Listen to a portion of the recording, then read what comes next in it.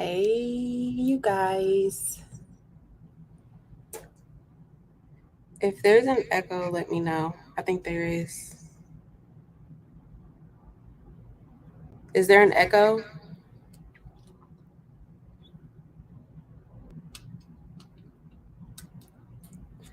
Hey, you guys. Hey. I hear an echo on my end. Let me know if you guys hear an echo on your end. Okay, no echo. Okay, cool. So it's just me. Okay, so y'all know I do not go live that often. So okay, no echo. Okay, cool. So it's just me. There, that was probably gonna be the echo. Okay, so y'all know I don't go live often, so be easy on me. I'm a little rusty. I got like 3 cameras set up and I'm trying. Okay, so but let's see who all is here. So no echo, no echo. Okay, so it's just me that hears it. I think it's this phone over here, and for some reason I turned it all the way down, but I can still hear it. I don't know. Hey boo, how are you? And Demps, hey, how are you? Hey Karen, how are you? So we're gonna be doing bling. I know I'm super late, right? It's the end of Juneteenth, but I wanted to do a shirt and I didn't have time to do it over the weekend. Because life, y'all know it. Well, for those who don't know, my kid, my oldest, he plays baseball and he plays Saturdays and Sundays. So y'all, this echo's driving me nuts. Um, so yeah, I really can't do too much on the weekends, but I'm here now. All right. Hey, Gail. How is everybody doing? Hey, Cheryl.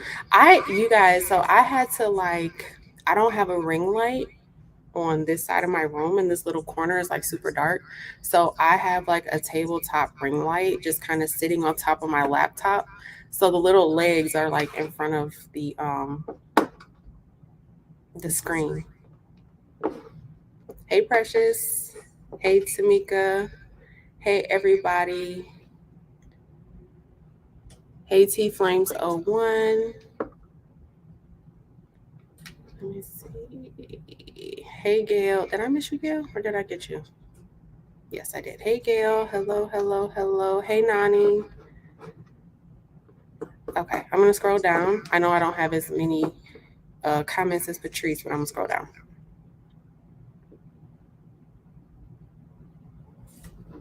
Can you guys hear the echo? Oh, small echo. Okay. You said put headphones in it? I got headphones.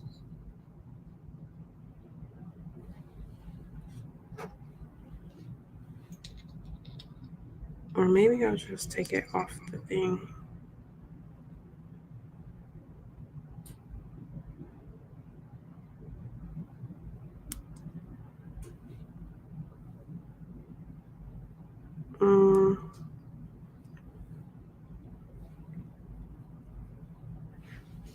I'm lying. I don't have headphones. They're at my house.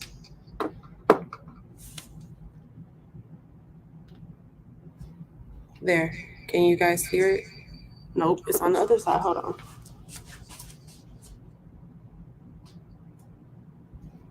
Okay. How about now?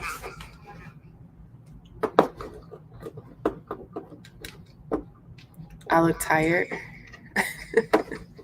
Hey, everybody. I am tired and I'm kind of sweating. I just cut my air on. But yes. Okay. So we are going to I'm using my Leonardo Design Studio today, which is for the Romeo. I know a lot of people ask me questions about it because there's not like a whole lot of videos on it out right now, just because I guess the software and the machine is still so new.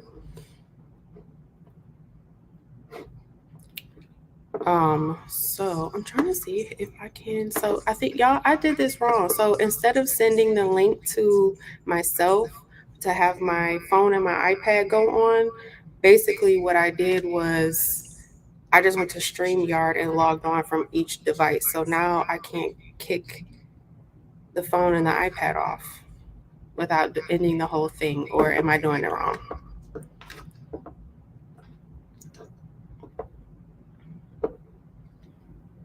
Turn the volume and the mic off on the other device and turn the volume off of the device you're in front of.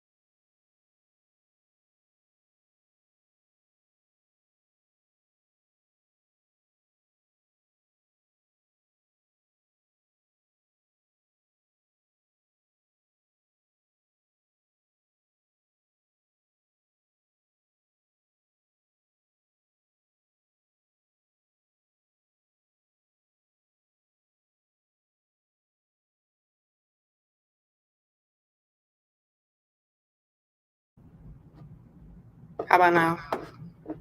Nope, I still hear it. Can you hear me now?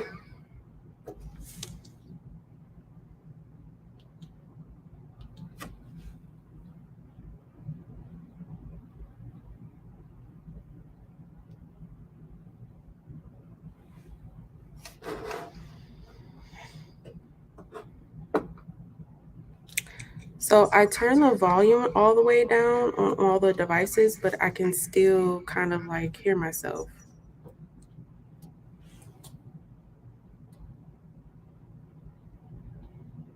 It won't go all the way down.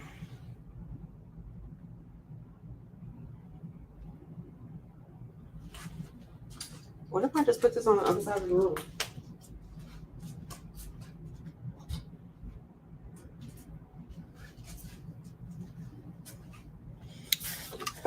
Because the first thing I need to do is show you guys how to use the y'all,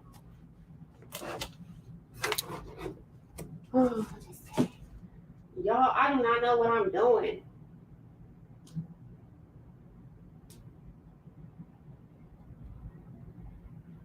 Okay. They're all muted. This one is the only one. So can you guys hear it now, or is it good? Okay, sounds good now. Okay. Basically, I just moved the other camera to the other side of the room for right now until I'm ready to use it. And then I'll just mute this one and then use that one when I'm ready to do it again. Okay. Okay, great. So I'm going to go ahead and share my screen so that we can go to Leonardo Design Studio. And then I'm going to show you guys how to do this template. And then we're going to cut it. So let me go to share screen.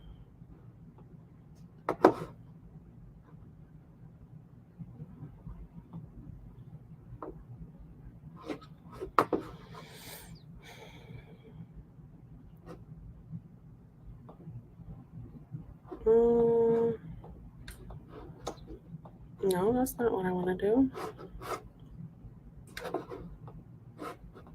Okay, share entire screen. There we go.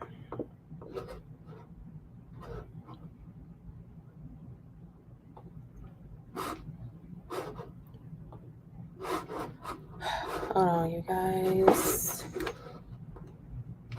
Go to. So let me tell you guys, because now I can't share my screen.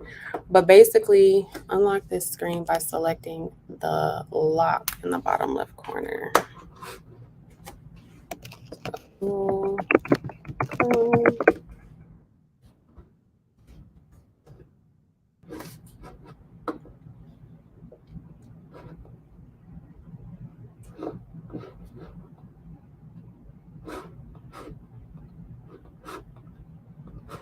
So I was going to use, right now I'm on my Mac, I was going to use my my PC, but literally when I was about to when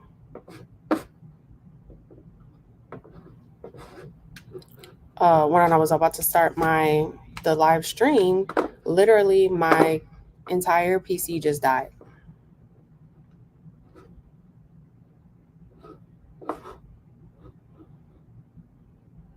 Can you do rhinestones in this program, and does it work with the iMac? I haven't tried to do rhinestones just because I don't make templates. But basically, yes, you can do it with iMac, so it does work. The iMac desktop. Because I'm on the iMac, a MacBook, so it works here. But I know that it'll work on a desktop as well, like the actual desktop. I'm sure that's what you're talking about. But it will work on the desktop as well. Now, as far as can you do rhinestones in there? I'm not necessarily sure just because I haven't even tried it yet, but that's definitely something that I can do.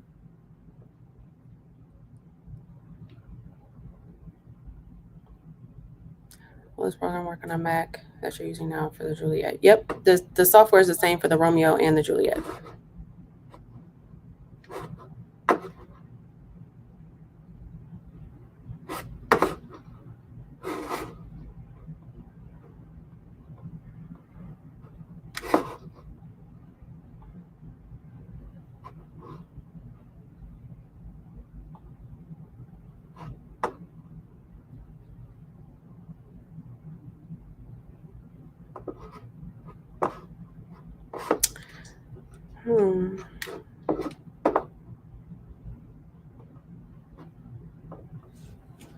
Okay, so I'm gonna have to get off of my MacBook to do it, just because I have to unlock this.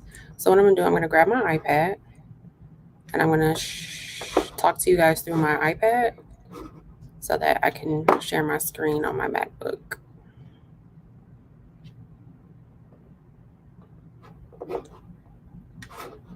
Cancel.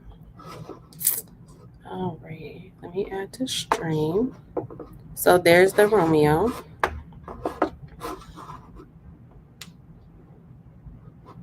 And then share screen, entire screen.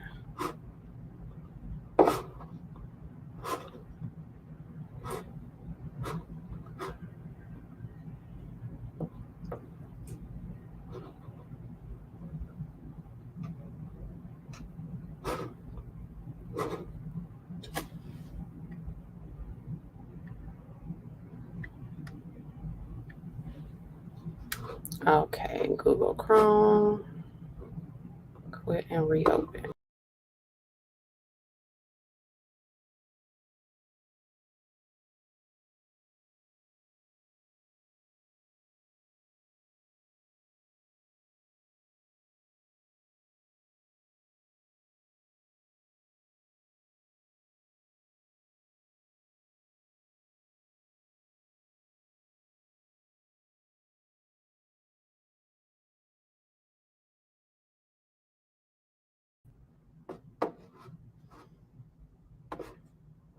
All right, let's see if I got it.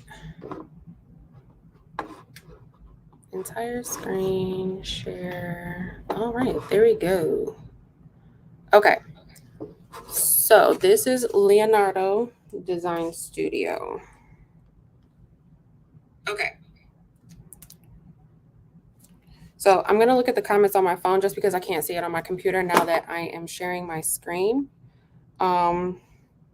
Hello, everybody that is just popping in. So how would I download this program just to see how it works until my Juliet comes? You can Google Leonardo Design Studio. It's a Caesar program. So you can go to, if you just Google Leonardo Design Studio, you'll be able to download it that way. Hello, everybody just popping in. How wide is your Romeo? It's a 24-inch cutter. Okay, so this right here, this is basically the software. Oops, there we go. So what I want to do, I am going to be using a cutting mat just because we are going to be using some cardstock. Now this is just some regular glitter cardstock that I got from Michaels. This is the Recollections cardstock. It's just regular Recollections glitter cardstock. It is 12 by 12 and it is 65 pounds. So this is the cardstock we're going to be using today. But because it's 12 by 12, I can cut 2 pieces of cardstock on my 12 by 24 mat at one time. So what I'm going to do is this little drop down menu here that says Artboard cutting mat. I'm going to go there, and then this is how you change the length of your cutting mat. Now I have a Cricut cutting mat. It will still cut. If you don't have a Caesar mat, that's fine. You don't have to use like strictly just a Caesar mat. So I'm going to go ahead and change this to 12 by 24. And then as you can see, my my mat here went ahead and adjusted accordingly. You can hide the grid here. I'm going to keep the grid. You can go to a dark background. And then this is for the print and cut job.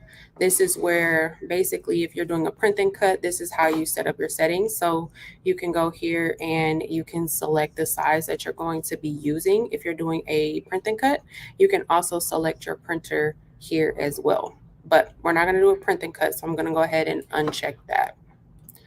Okay.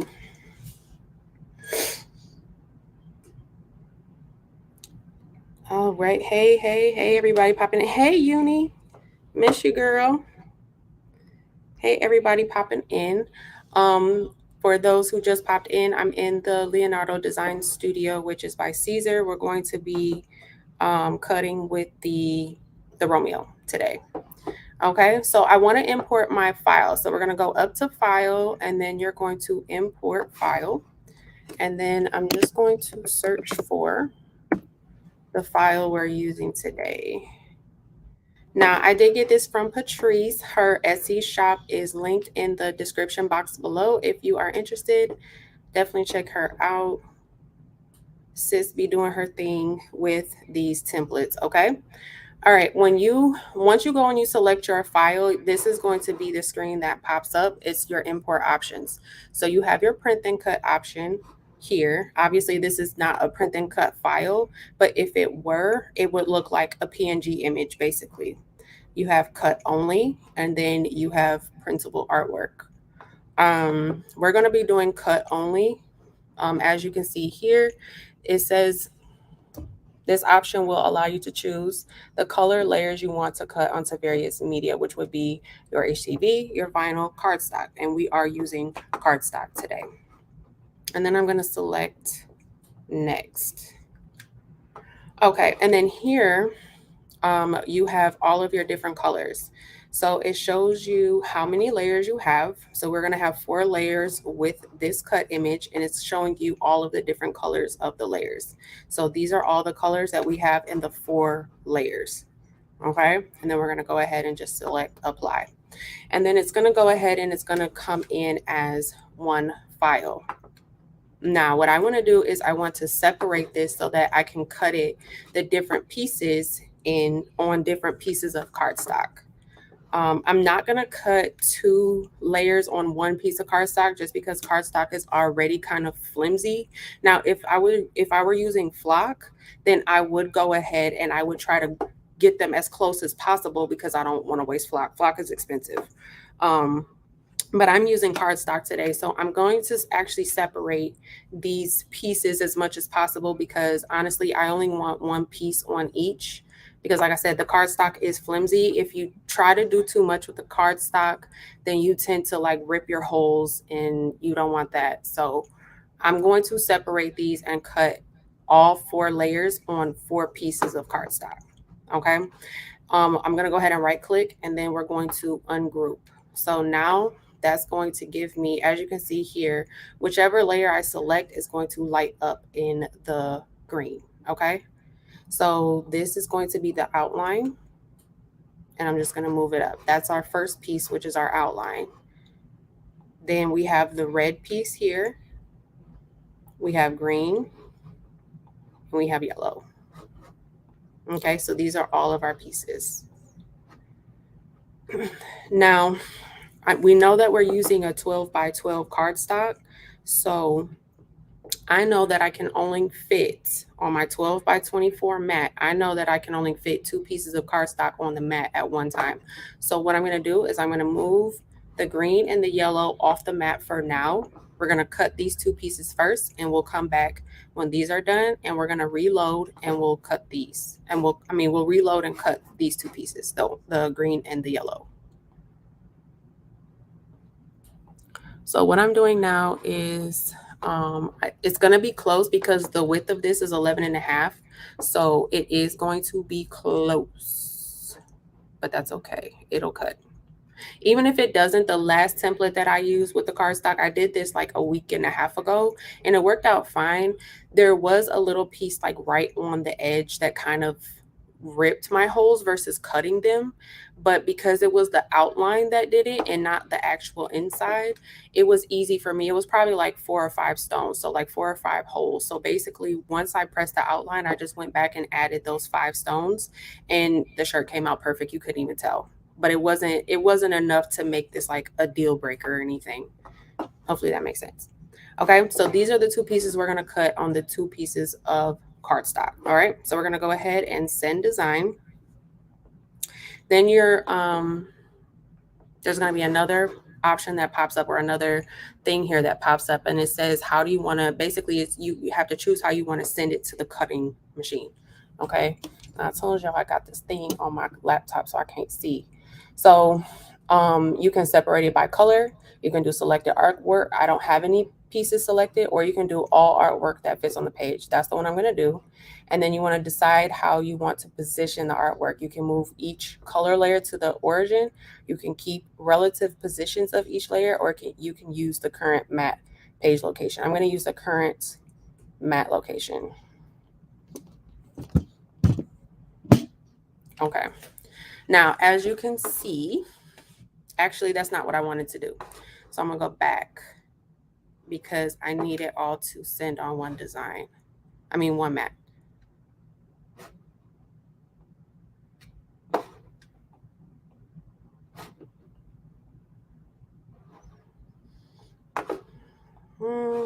Nope, that wasn't the right one either.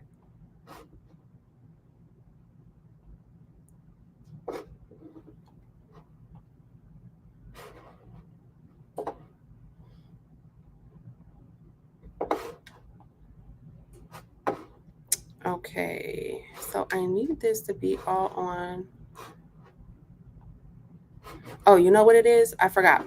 So when you're trying to cut on one mat, I always forget this step. When you're trying to cut on one mat, you have to make them all the same color. Otherwise, they're going to automatically separate like they just did onto 2 separate mats.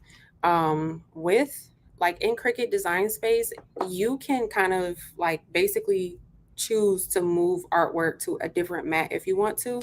Here, I haven't figured out how to do that yet. So what I do is I normally just turn it the same color. That's why I couldn't figure it out. So I'm going to make this black. Okay. And then I'm going to go ahead and send design. And then it should pop up. There we go. It pops up on one mat. Like I said, the issue that I was having just now was it was going to cut on 2 separate mats because it was 2 separate colors. So it separated the mats by colors, but I wanted it to cut on one mat. But like how you can in Cricut Design Space move it from one mat to another. I haven't figured out how to do that in Leonardo Designs Studio yet. All right. Hello, everybody, for popping. That has popped in.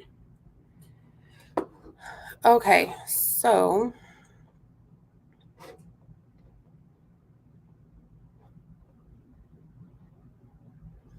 I just want to make sure that this is nice and lined up on the mats the way my cardstock would be, or where my cardstock would be. So here's the 12 line here. So I know that my first Juneteenth has to be at least above this 12 because this is going to be 1 piece of cardstock.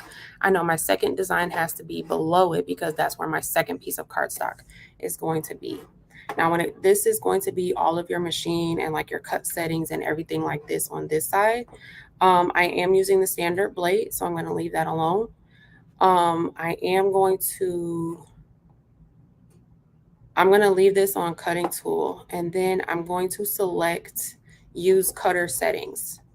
Now you can put the speed and the force here, but for today, I want to show you how you can do it on the actual machine. So I'm going to highlight, or I'm going to check use cutter settings, and then I can select my settings on my cutter, or you can select your settings here. It's really up to you.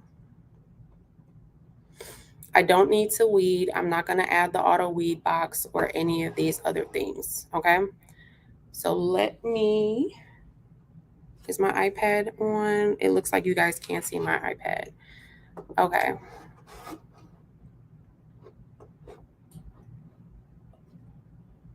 So I'm going to go make my iPad bigger real quick.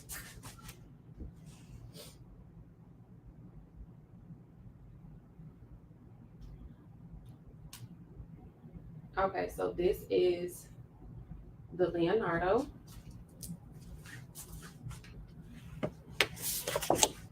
Okay, so basically what we want to do is, like I said, this is my mat here. Basically what we're going to do is we're going to add, the first thing we're going to do is add 2 pieces of the glitter cardstock. You want the glitter side facing up.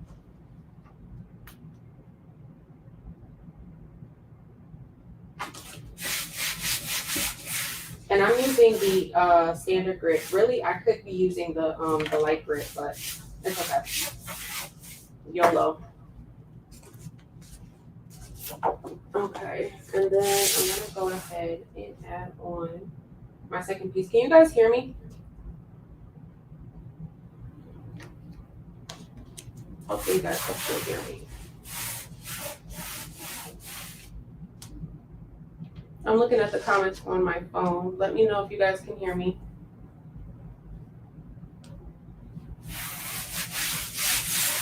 Okay, so we have our 2 pieces of cardstock here. Yes, yes. Okay, you can hear me. Okay, perfect. So this is the Romeo here. Now, like I said, you can do your settings here. We have the cut settings. We have settings, we have cut settings, and then you have the test cut button here. And then this is basically your move up, move down button. So to load in the map, there's a lever here on the back. You push that and it releases the rollers. Okay. And I'm gonna load this in the back here. And then right here on the side, there's an arrow. You want to line up the map with the arrow. And then I'm gonna lock the rollers back. Okay.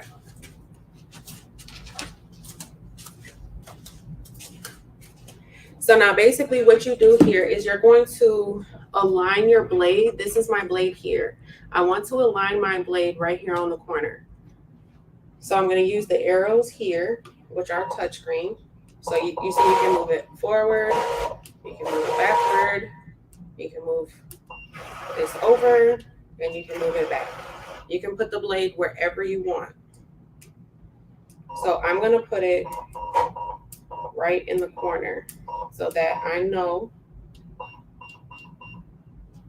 it cuts, because this is going to be the outline. The outline is almost 11.5. So I know that I need this to be right on the edge so that it fits and I don't get it cut off on this side. So I need this blade to be right on the edge over here when it starts to cut.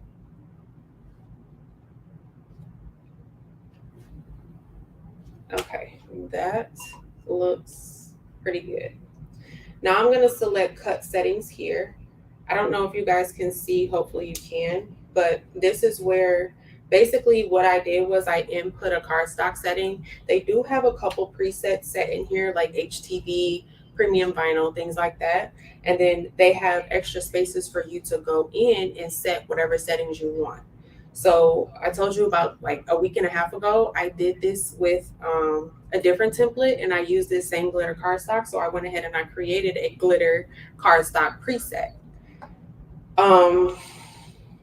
It looks like it didn't save all the way, so I'm going to go ahead and do it again. But my cut speed, I'm going to put on 13, which is the highest that the speed goes. And for force, I think I did 55, but now I can't remember. So what I'm gonna do, because I can't remember, I'm gonna quickly do a test cut. And how I do that, I'm basically going to feed this all the way through so I can do my test cut right all the way over here at the bottom, because this bottom piece is going to be that second part, not the outline. The outline is going to be on this top piece. So the second part is going to be over here. So I have a little bit more room to do a test cut because it's not going to use the whole sheet. So I'm going to do a test cut right here in the corner. And there's literally just a test cut button right here. All I have to do is push it. And it just cut it at the 1355 force. So now I'm going to check it.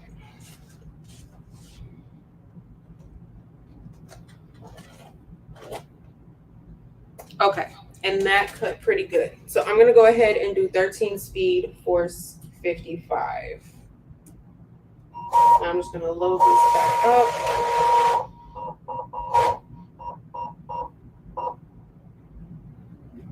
Okay, so now I have my blade at the top corner. That's where I want it. And then I'm going to come over here to, let me exit solo layout. Okay, so I'm going to come back over here to Leonardo Design Studio, and we're going to hit send to cutter.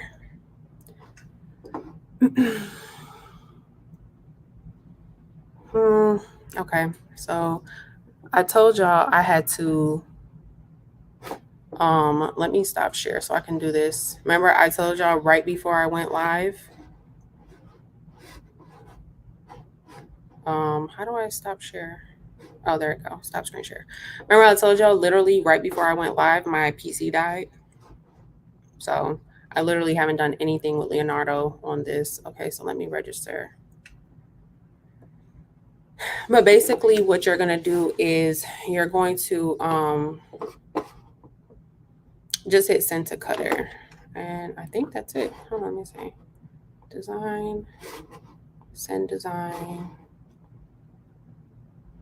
Okay. Let me come back and share again so you all can see. Preset, share screen.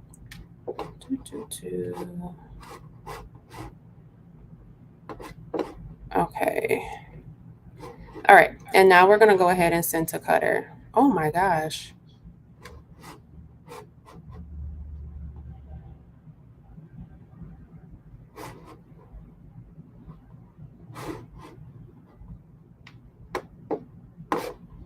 This computer hates me.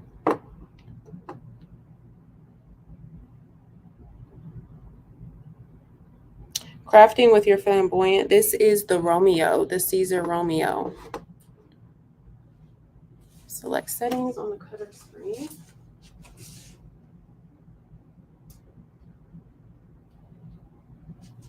Okay, it says my thing is connected, so I'm not sure why it's doing that.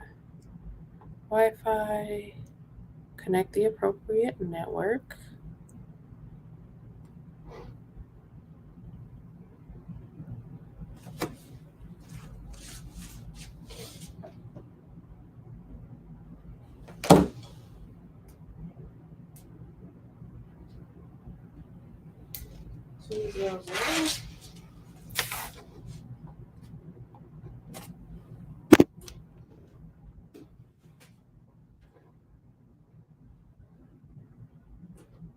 Oh, okay.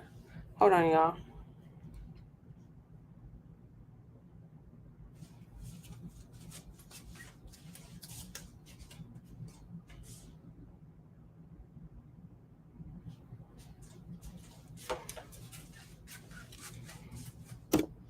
What is alive without issues, right?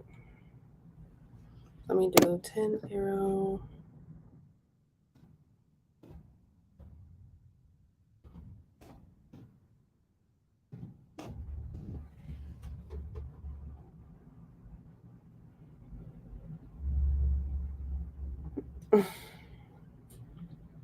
Okay. Y'all, my husband is texting me some goofy stuff because apparently he's watching. He hates Apple. And he talking about my MacBook got me looking crazy. Okay. Now we're going to send to Cutter. Okay. When you send to Cutter, it's going to ask you to confirm. So do you want to send artwork to Cutter, ensure your machine is ready, and then the tool, they let you know that when they refer to a tool, they're talking about your blade. So we're going to go ahead and hit yes.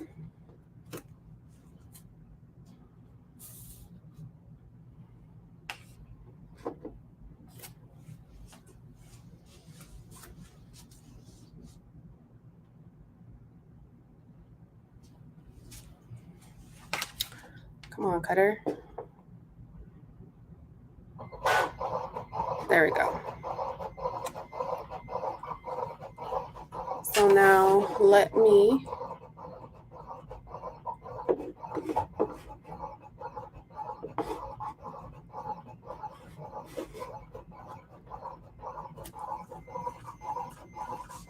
So I wanted you guys to hear and kind of see how it cuts. Because a lot of people ask me, can you guys still hear me? Hopefully you can still hear me.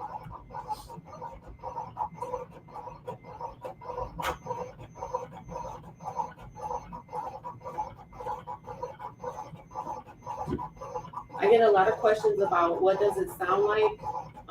Let me know if you guys can hear me. Because I want you to hear the Romeo. Because like I said, I get a lot of questions asking, is it quiet? How does it cut? What does it look like? So y'all are getting a live. This is what it sounds like. This is what it looks like.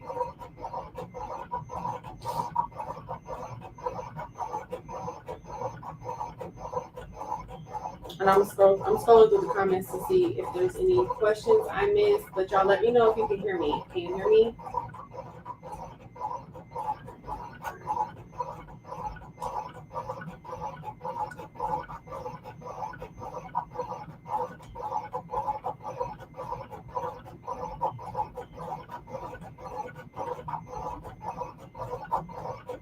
Okay, cool. Hey, everybody popping in. Happy Juneteenth. How do you like the Romeo? I really, really like it. I like it a lot. As far as like, so I don't cut like a whole lot of vinyl or HTV and things like that. So as far as like cutting the flock, which I use the most often, the Romeo has definitely for me been better than the Cricut.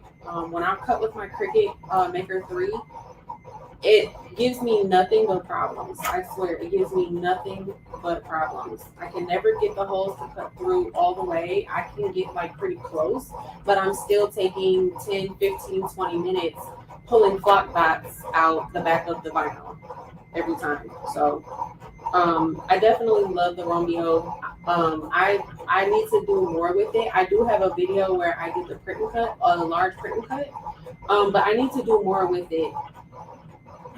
It looks like you can put your vinyl in sideways. Technically, yes. So the 24-inch cutter, the cutting bed part of it, which is here to here, if you cut out a 24-inch piece of vinyl and you put it in this way instead of going this way, then I guess technically it would be sideways. But the software it's not going to read it sideways. It's going to read it like it's 24 inches instead of like how I had the cutting mat 12 by 24. The 12 part is going to be 24.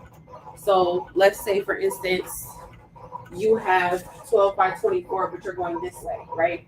It'll be 24 by 12. That's how the software is going to read it. Hopefully that makes sense. So technically it wouldn't be sideways. It would be sideways, but it wouldn't be sideways. Hopefully that makes sense.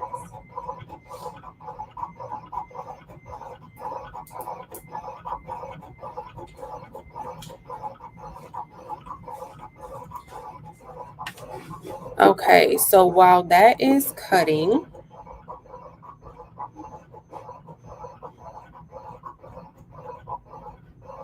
So while that's cutting, I'm going to go ahead and let me switch those over. While that's cutting, I'm going to go ahead and show you guys the rhinestones that I'm going to be using today. Now, I don't know where y'all get y'all rhinestones from, but I only use one kind of rhinestone. That is Miss Eve with the baby's booty. Okay. Now I could not decide on. I'm putting this on a black shirt. Hopefully, I have to go even see if I have a black shirt. I think I do, but I haven't even checked. I know I have a white shirt, so if I don't have black, then I guess we're gonna do white. But I want to do a black shirt, and I couldn't decide on the color for the outline. So I was thinking either Labrador. This is Labrador.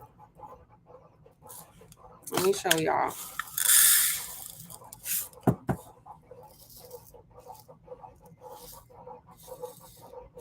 These are Labrador. So pretty. Labrador has been my favorite lately. But these are the Labrador stones. Now, as y'all can see, it just moved on to the second part of the cut, which is the bottom part. So it must be done with the outline. So I either want to do Labrador for the outline or the black diamond. What y'all think? Labrador or black diamond? These are the black diamond. I don't want to spill them. I'm trying not to spill them. But these are black diamond. I love these too. I love both of them.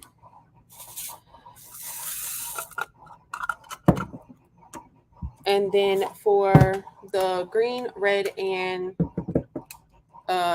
yellow, so I don't have emerald. Y'all, I thought I had emerald, but I don't. So not a big one at least, and I don't have, like, I have one of the smaller ones and I don't have enough to do it. So I have to use the peridot. Now I have peridot, I don't even know how you say it, peridot. So I have to use this one. But and I have this one, and I also have the AB as well. Which one do y'all think I should do? This is regular. This is AB. I was gonna go with the regular just because this one's kind of showing a little bit of blue. Dough. Okay, so peridot. So this one is the AB. This one is the regular. The AB to me kind of shows a little blue, and I kind of wanted to go more green. Like I said, I wanted to use emerald, but I don't have enough. So I think I'm gonna do the regular one because that's more true green. But I'm gonna do peridot. I'm gonna do citrine AB, y'all.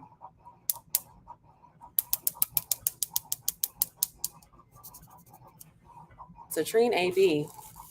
Uni is the one who put me up on the citrine AB. Okay, what she say? Bussin'. When we were going to Charlotte last year to meet Eve, and we all had the ducks on our shirts. Okay, the citrine AB. I'm going with the citrine AB for the yellow, and then I'm doing light cyan for red.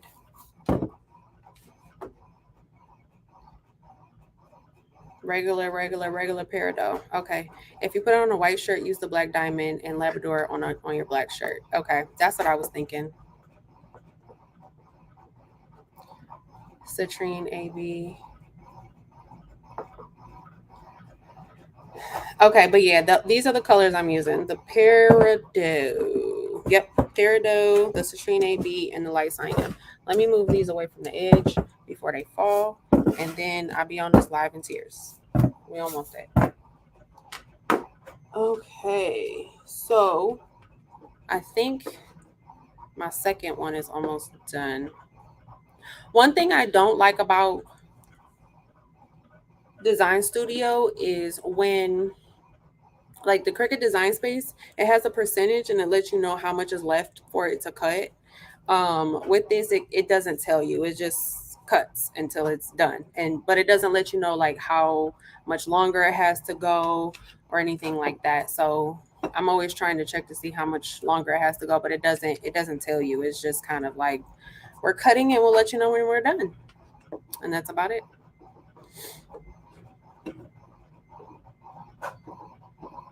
Okay, so to um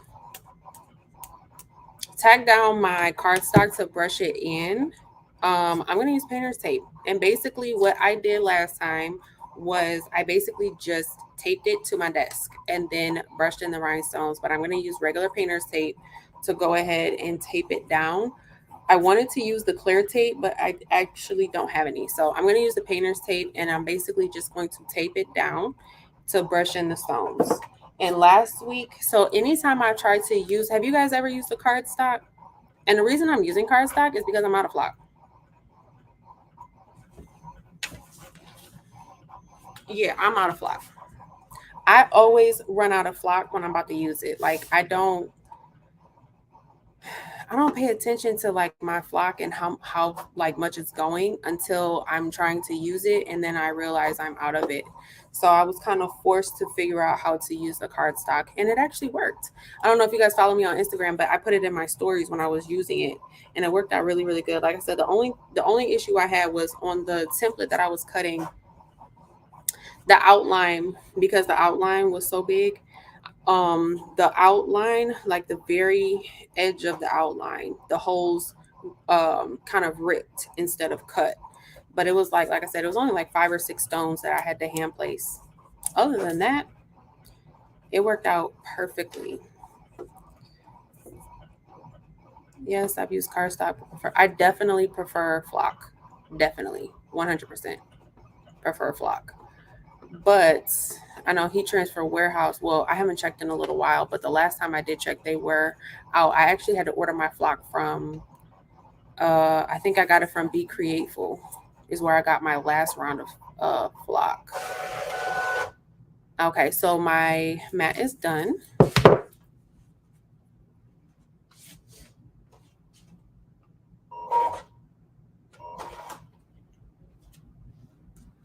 Okay, so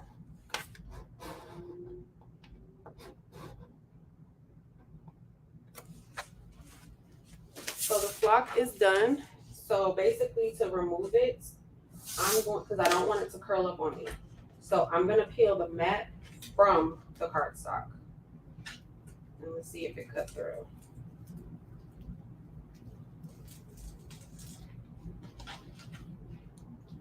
All right, so I do still have some holes still here. And then this little piece. Did y'all see that? That little piece just ripped. So I'm gonna have to hand place those, but that's okay. All right, so this is my template.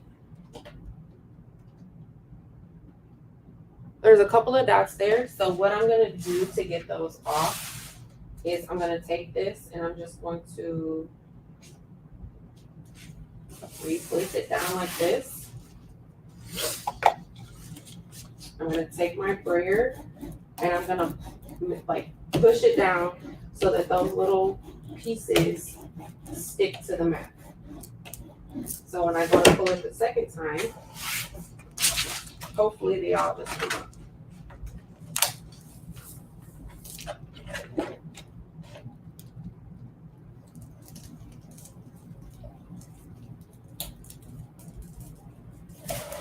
Okay, so still not a lot came off. Now, when I did this last week, I had no issues.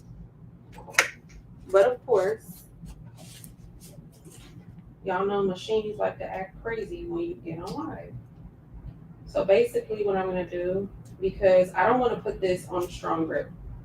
The reason I don't wanna do that is because this cardstock will rip on that strong grip. So basically what I'm doing is I'm just gonna go through and just kind of pull them off.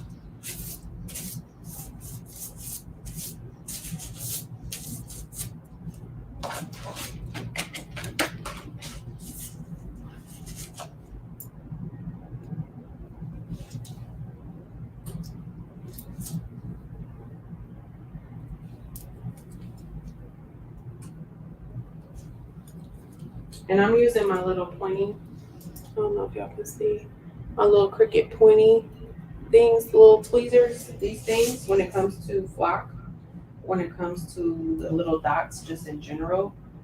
These little pointy tweezers work so good.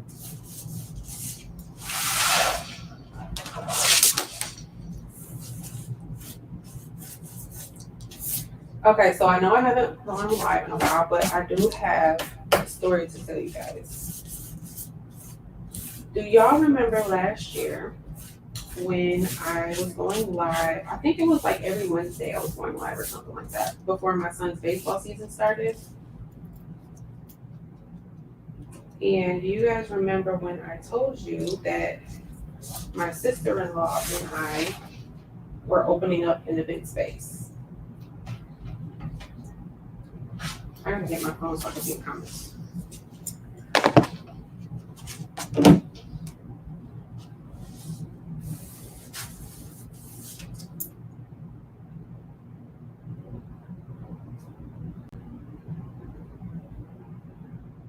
I'm looking at the comments. Checked yesterday and they are still out. See, that's sucks. Yeah, I'm gonna see if the Create Pool has some because I need to place an order.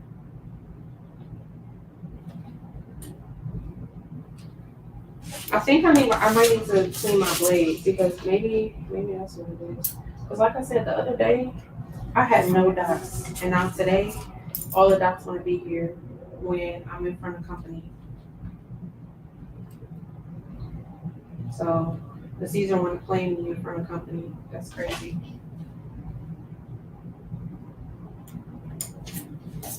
Romeo don't know how to act. Let's see if Romeo's on another live. I think not.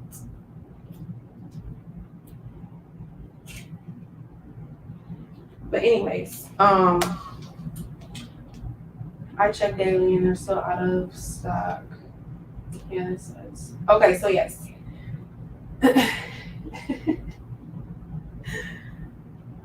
You're silly, Patrice. Okay, so yeah, last year, for those that remember, I was me and my sister-in-law, we were supposed to be opening up an event space. And we had gotten the building. Well, it wasn't like a full building. We were basically renting out a suite, kind of like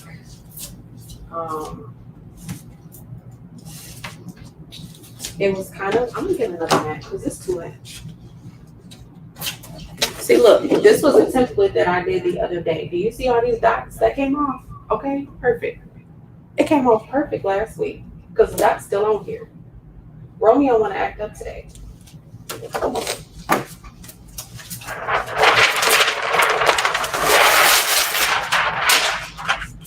But anyways, so yeah, last year, my sister-in-law and I, we got a space. So the space was they had its own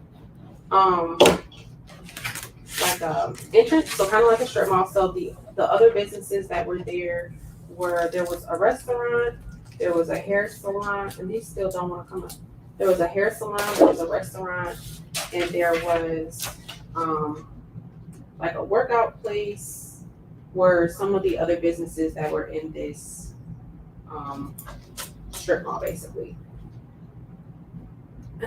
So we were in that space going to be the only event space. So basically what we wanted to do was we wanted to be able to host events or parties, whatever, dinners, corporate events, basically just an event space. All right, so my sister-in-law, she found this realtor, I believe through, not Instagram, but she was referred to her. So she did some residential properties for somebody else that she had known.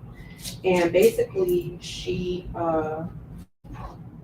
was referred to her because she claimed that she was a commercial real estate agent. And what she was supposed to be doing for us was she was supposed to be she was supposed to be on the internet basically I'm supposed to be on the internet. Now I'm reading my husband's text messages and trying to talk at the same time. Y'all tell Clarence stop texting me.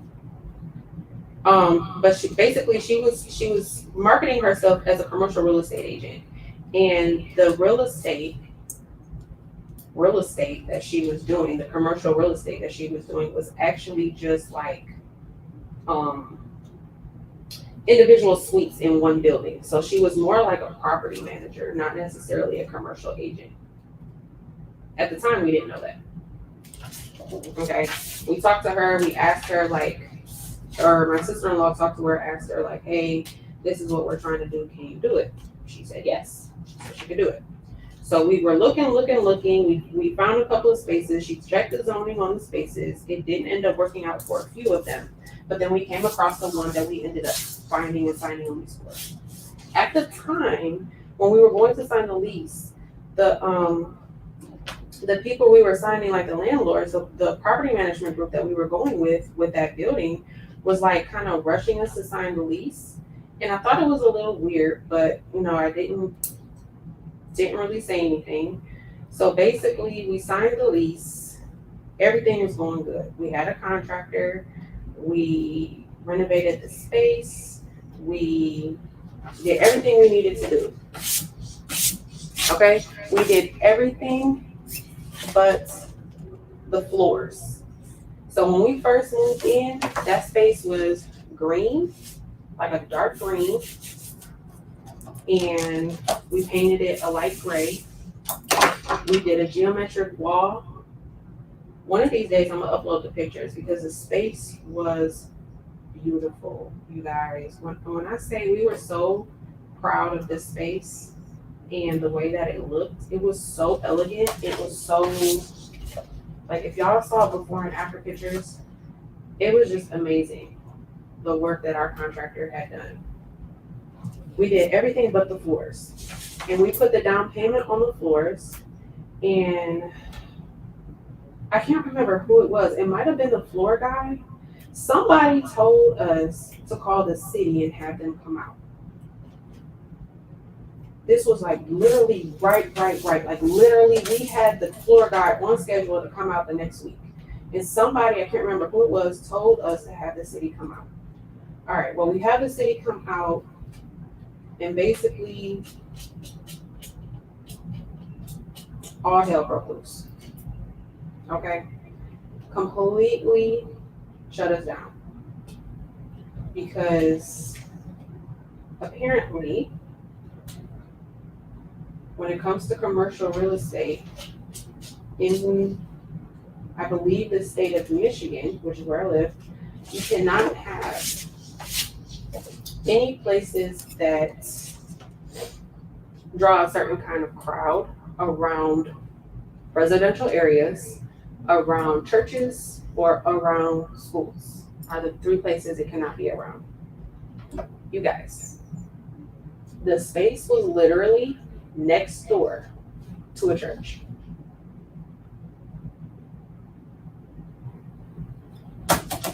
Next door to a church. Now, y'all tell me if I'm tripping. Do y'all think that a real commercial real estate agent would know that law? Because I feel like they would.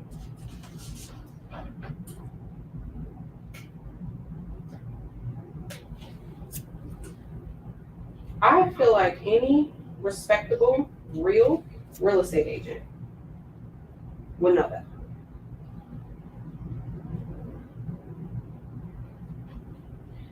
And I feel that way because after everything hit the fan, my husband actually knows a commercial real estate agent. Well, she's a broker. And she has, herself, she's a commercial real estate agent, but then she has a couple of commercial real estate agents underneath her as well. So when everything hit the fan, basically I was like trying to figure out what we could do because it was just such a mess. So I sent her our lease because I was trying to figure out what, if anything, she could help us with. And basically she was like, This is one of the worst leases I have ever seen for a tenant. So now I'm trying to figure out what the heck did we hire this girl for? What the heck did we hire this girl for? And she got paid. Okay, not by us. She got paid from the property manager. I mean, yeah, she got paid from the property manager. She didn't get paid from us, but nonetheless, she still collected a check. For what? What did you do? You brought us to the table, and that was literally it. You did nothing for us, which is who you were supposed to represent. Okay, so this is the this is the first piece of the template. And let's do the second piece. Hopefully more of these holes came out. Before I cut the next set, I'm going to clean my blade. Because yeah, these are not enough for me.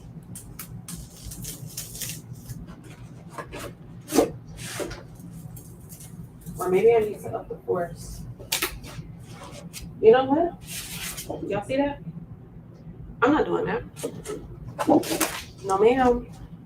I'm gonna recut it because I don't got time for that.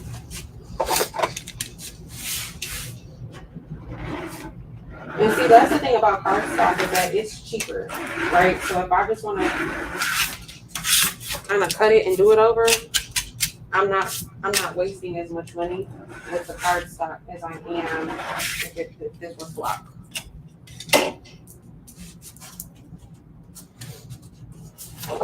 So what I'm gonna do is I'm gonna cut that. That was the outline. I'm gonna recut that. And while this is cutting, we're gonna brush in that first part of our template. But I'm also going to get the second piece going. Yes, I'm putting all these things on the floor because I'm gonna just vacuum when I'm done. They're not sticky, so because the flock dots are sticky on the bottom, whereas this is just cardstock, so it's easier for me to just vacuum it up when I'm done.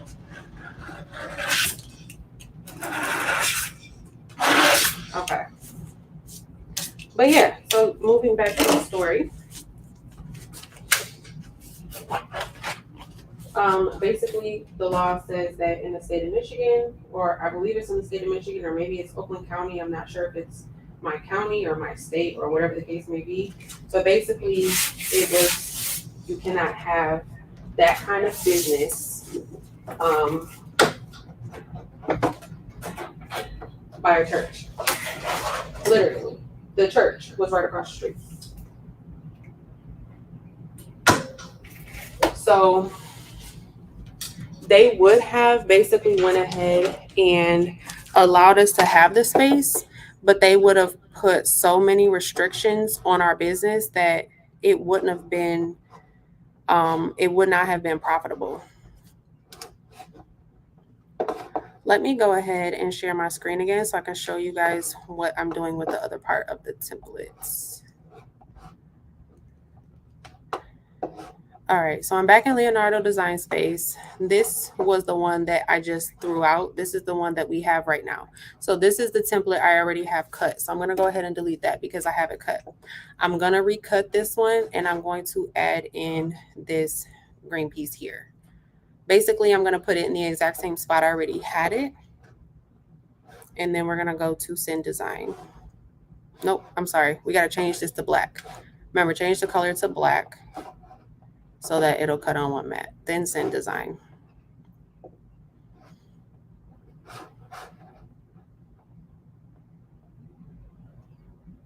Uh-oh, go back. That's not what I wanted to do. Back to design.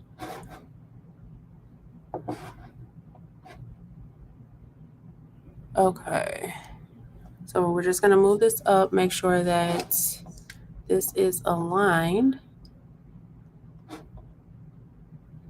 Okay, that looks good. Now what I'm gonna do is come on over to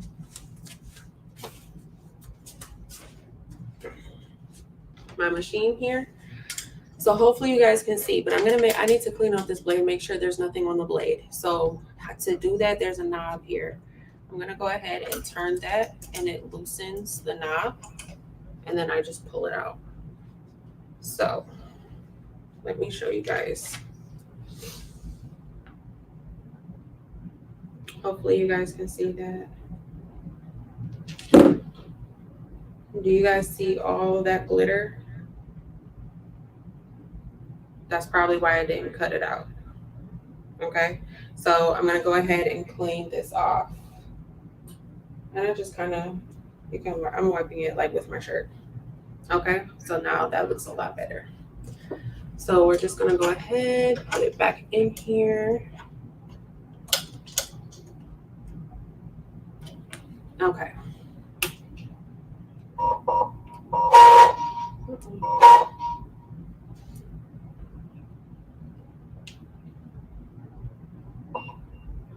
All right, and then I'm gonna go ahead and I'm actually gonna up the force.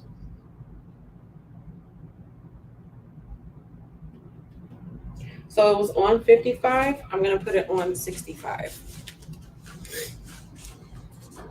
And then we're gonna send to cutter.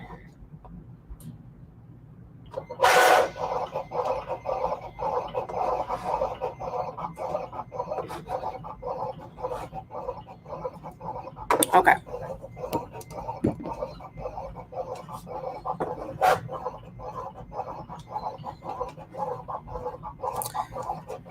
All right, so what I'm gonna do, we are going to go ahead and brush this in while it's cutting. We're gonna go ahead and brush these ones in while it's cutting, which these ones were red, I believe. I don't think it matters what color, you can do it however you want to do. I think I'm gonna do these ones in red. Okay, so I'm gonna make this one, and I'm gonna go ahead and cut it or brush it in right here.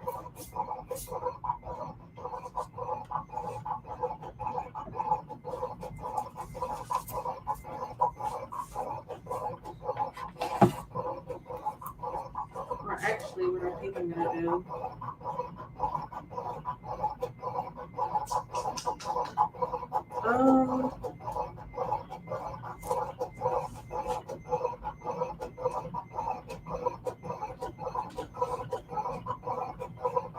actually, I'm gonna cut it over here. I'm gonna brush in the stones over here on my other table.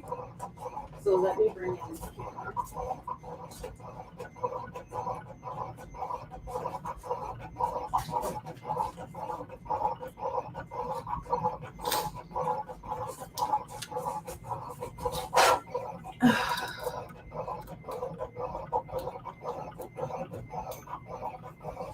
All right, y'all, bear with me.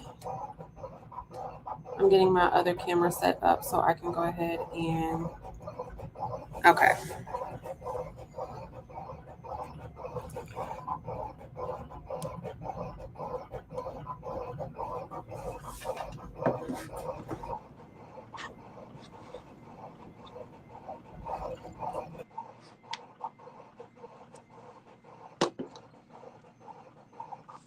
All right, can you guys still hear me?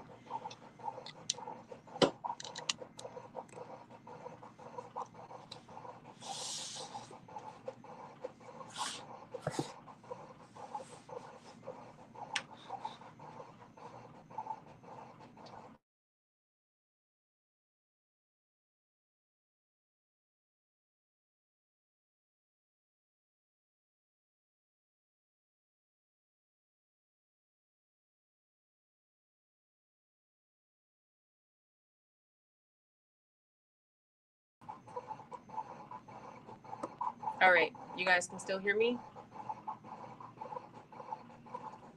Cool. Okay. So I'm gonna go ahead. I'm going to basically I'm just taping this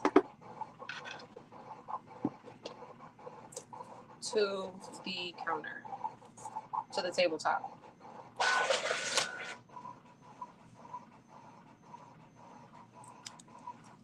Okay. So moving back on to the story.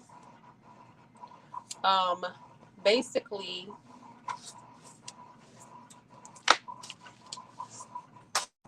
that's the law for either, like I said, my state, my county, I'm not sure.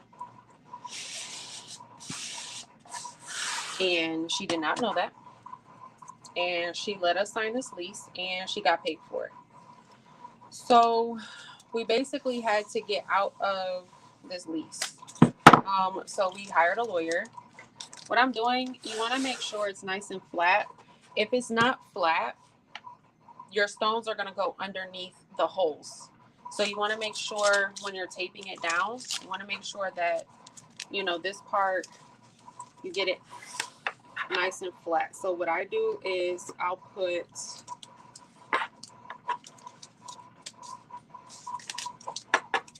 a piece down here. And then as I'm taping it, I'm just making sure it's flat. Because you want it, like I said, you want it nice and flat to the table because you don't want your rhinestones to go underneath the holes.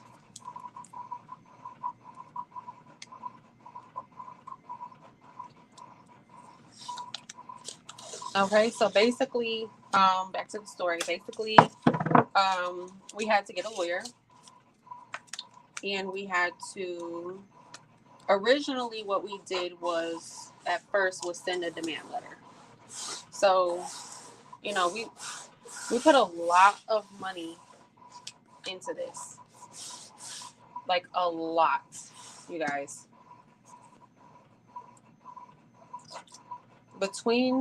I'm not even going to tell y'all how much because it's actually really embarrassing how much money we lost in this. But we lost a lot of money because we went half. Me and my sister-in-law, we went half on it, and we lost a lot of money. And so originally, what we did was we sent a demand letter to. This is going to be Siam. Basically, we sent the demand letter through our lawyer to basically see if, her broker would work with us and maybe try to help us recoup some money or something.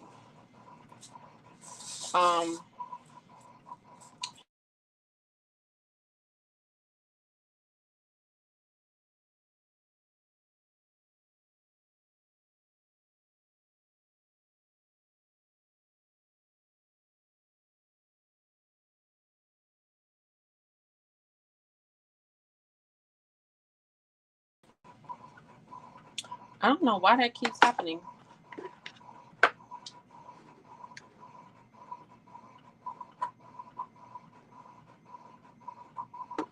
All right, can y'all see me now?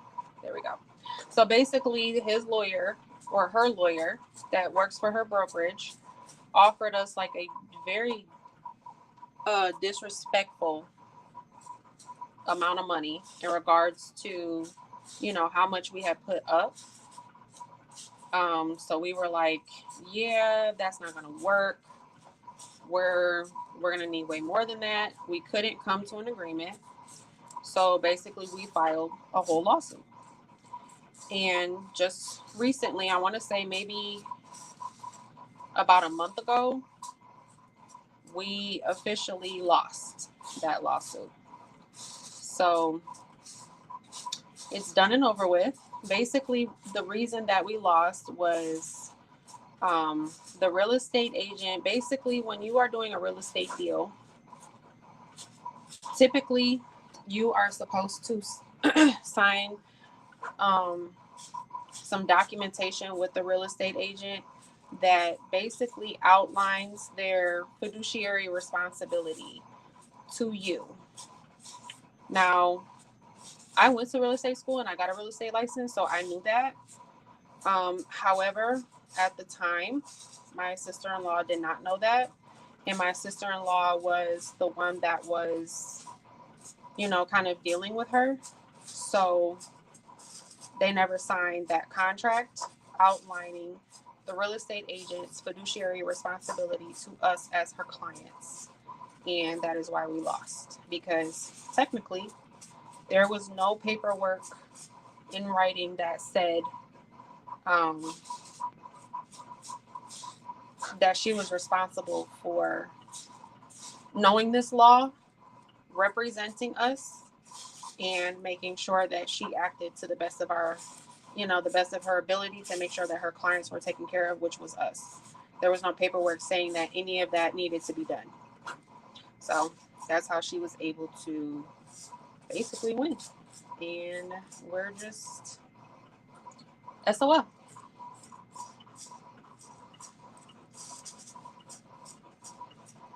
So that's what happened with that. Very, very, it was heartbreaking. It was heartbreaking. Like I said, our space was so beautiful. It was so beautiful.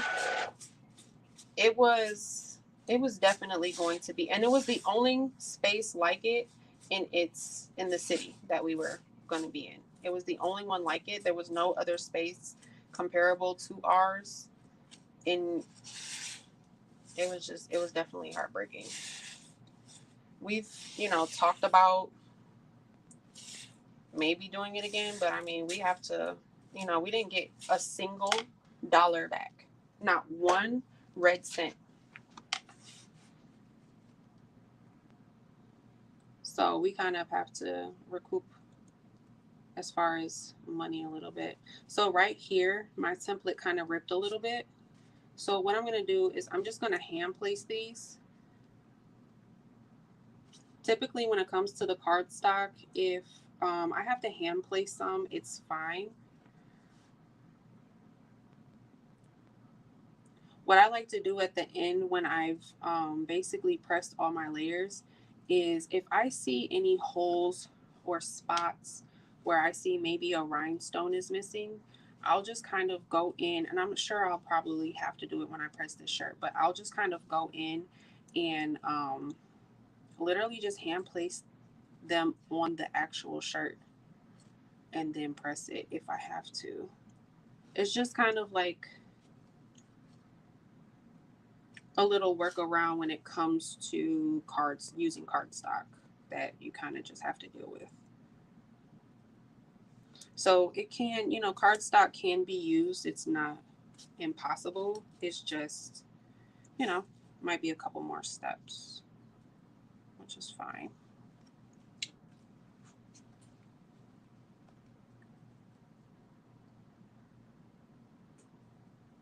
Yeah, definitely an expensive lesson to learn. And she still markets herself as a commercial real estate agent today. She still tells people that she is a commercial real estate agent.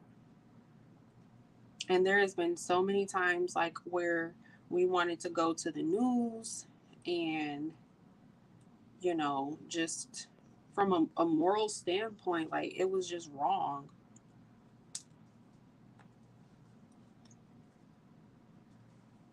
And maybe, social media could do its thing. Y'all know how cancel culture is. I don't know. We've talked about it, me and my sister-in-law, about going to social media or going to the news and trying to figure it out. This little space here, I don't know if you guys can see it, it's white. I'm probably going to have to hand place like 2 or 3 stones on the actual shirt once I go to press it. But that's pretty much it there. So that looks pretty good. I know I'm moving slow. How long has it been? An hour 18? Lord Jesus. All right, so I'm just gonna go ahead and get these red stones out the way.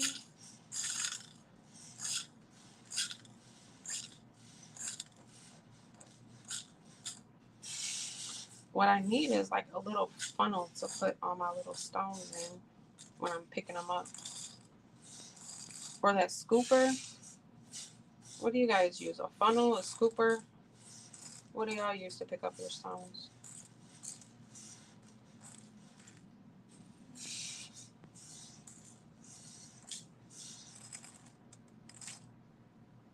Yeah.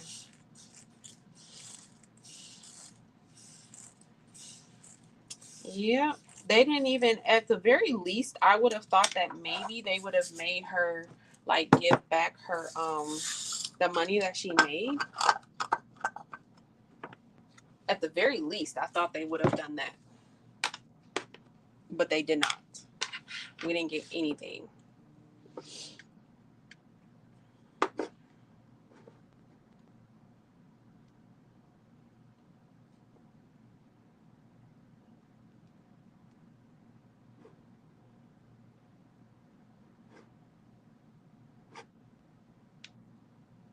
My husband said the chat is off. I don't see that the chat is off. Is the chat off? Chat's not off. He must not be subscribed to me.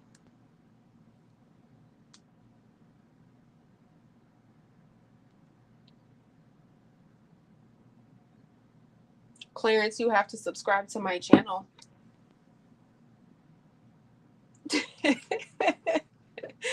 Y'all said we here. Exactly. He ain't subscribed. That's what it is. Everybody else can comment. Why you can't comment? All right. So my other templates are done. I'm going to go ahead and make this big, and we're going to see if the holes did better. Y'all let me know if you cannot hear me. I'm moving over here.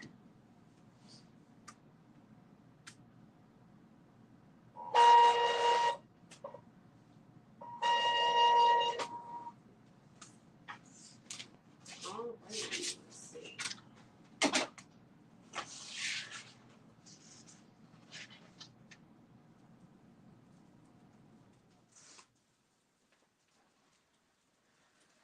All right, y'all. So these look a lot better. Okay. Not as definitely nowhere near as many gone. So I could probably even up the force a tiny bit more. Okay. So this is the second time. So that looks way better. So I'm just gonna take my scraper tool and see how many I can kind of just scrape off. But if you do it this way, you want to make sure that you kind of do it gently so you don't rip any of the holes. Do it super gently. If they don't just automatically come up, then don't force it.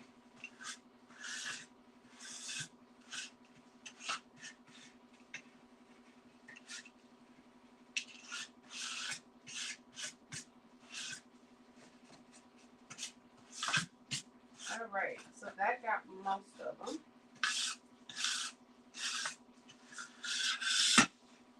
All right.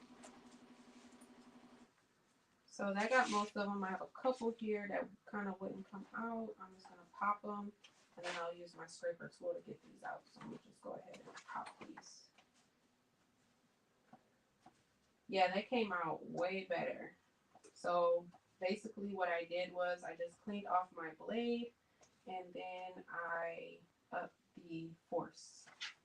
I upped it 10. So the original cut was 55. So I went ahead and I upped it to 65. And honestly, I still have one more I gotta cut. I'll probably up it a little bit more.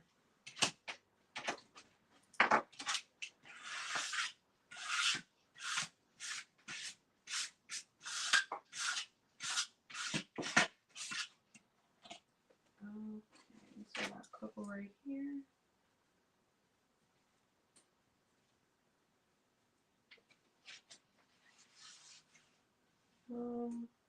Did somebody check to see if Be Createful has some fluff? I'm gonna order some tonight. For those that are just popping in, if you do not know, I am using Miss Patrice's template here, her Juneteenth template. Okay, that looks good. Yeah, that looks way better. And I don't have not one ripped hole. Okay, not one, not a single one. That looks way better. So I'm gonna put that one off to the side, and then I'll get this one off.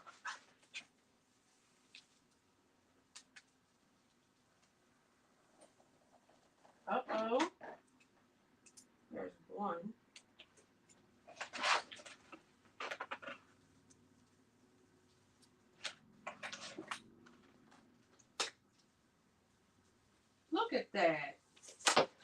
Get that. All of one hole. That was it.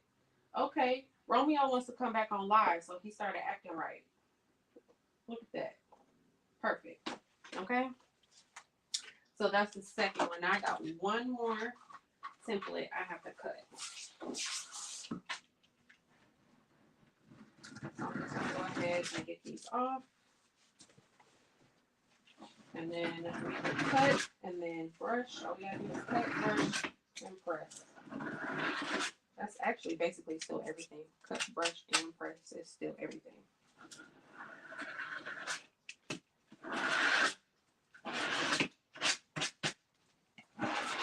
Okay.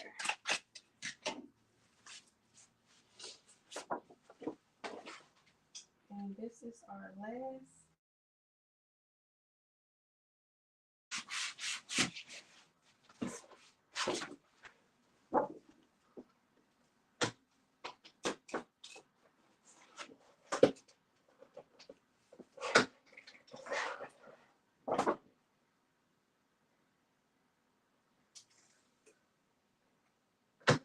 All right. And basically, as far as, I'm not going to share my screen again, but as far as doing the last template, all I'm going to do is go ahead and delete the ones we did already. I'm going to send my design and we're going to do the exact same thing that I already showed you guys. So nothing different.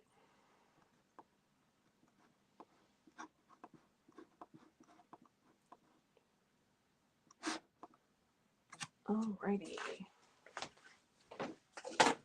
Now I'm going to up this. It's on 65 now. I'm going to up it to, those last holes were actually really good. So I'm going to actually up this to 70. And then I'm going to save this. I'm going to update this preset so that it stays there. 70 should be 100% perfect, I'm hoping. I'm going to adjust my blade. And then I'm going to go on over and Stencil Cutter.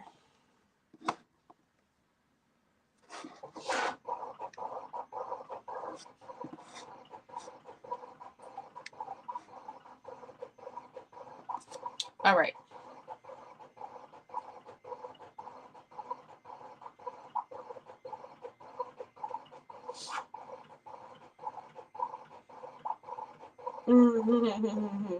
Yeah, I don't think he subscribed to me because he said the chat is off, but it's not off. I didn't even know I had like subscriber only, so I don't know. Maybe it's his phone. All right, so we got to pick these up. Where's my clock? I mean, my KTMS.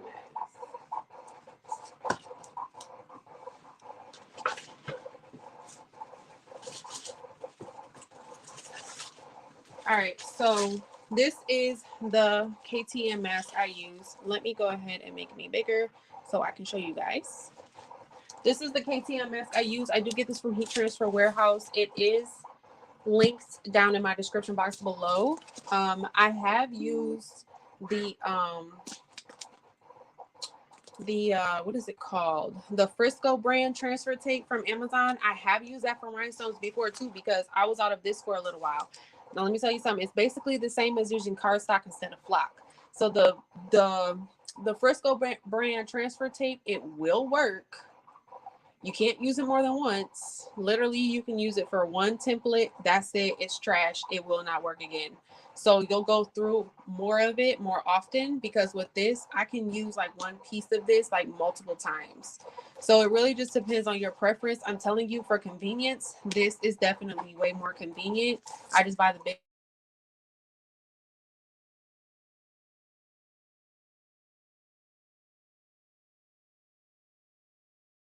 I have some pieces here I'm going to go ahead and work with. So I feel like I should be able to do the whole thing. Like I'll use this big piece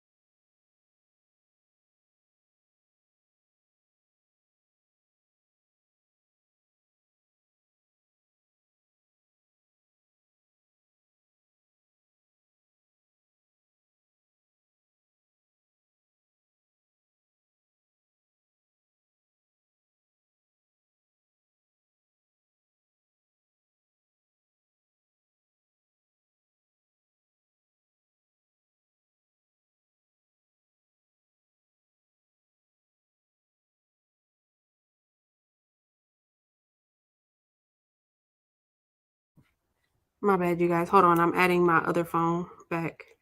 I got 37 devices in here, and this is the only one that wants to keep going in and out. Okay, there we go. Can y'all hear me now?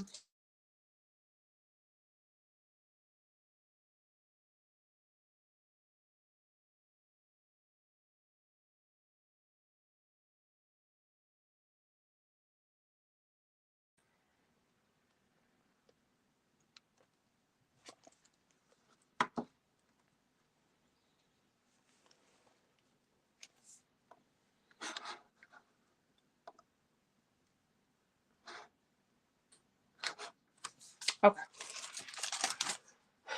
So yeah, I have 37 devices in here, and this phone is the only one that keeps wanting to play games.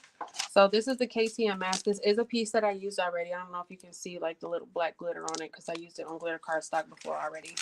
But I'm basically just going to take this off. Now, when it comes to picking up your rhinestones, I just kind of go like in a little U shape and then straight out like that. You want to commit, don't quit. Okay? You can't quit. Once you start, you got to finish it. You got to see it through. Okay?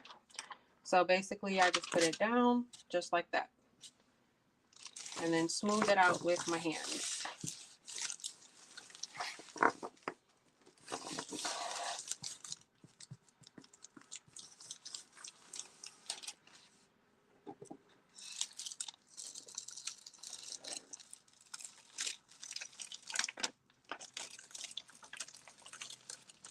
With the cardstock, you do want to be a little bit more careful than you would if you were using flock, just because it's way more flimsy. Okay, and there we go. There's our template.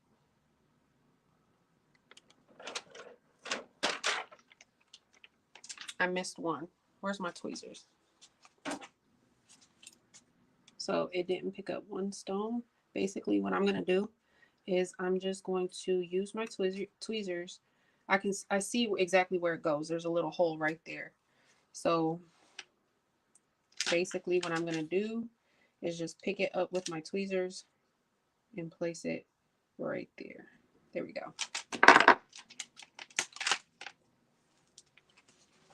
And then I'm going to take the backing and just put it right on there for now because we still have to brush in our other stones. And I'm actually missing another one right there, but that's fine. I can place it when I do the shirt. So here's our first part of our template. And I'm just going to go ahead and put this off to the side while we brush in the rest of our template. Now, I'm not going to get a new piece of tape, new pieces of tape. So I can use these 4 pieces of tape for all 4 templates. So when you're doing this, you can use, if you have multiple pieces to your template, you can just continuously use the same one piece. Or the same, you know, however many pieces you need for everything else. So I'm just gonna kind of set these off to the side.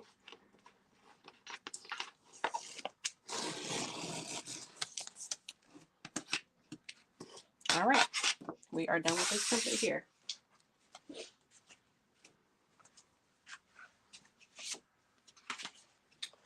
Alrighty, now I'm gonna go ahead and do our outline. I'm gonna just scoot this back a little bit. All right, so this is going to be our outline, which, yeah, I gotta go make sure I got a black shirt.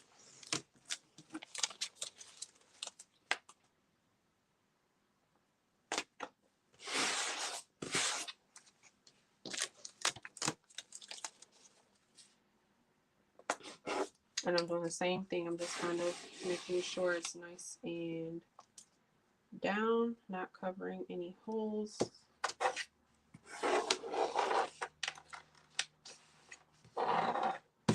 All right. Same thing for this side.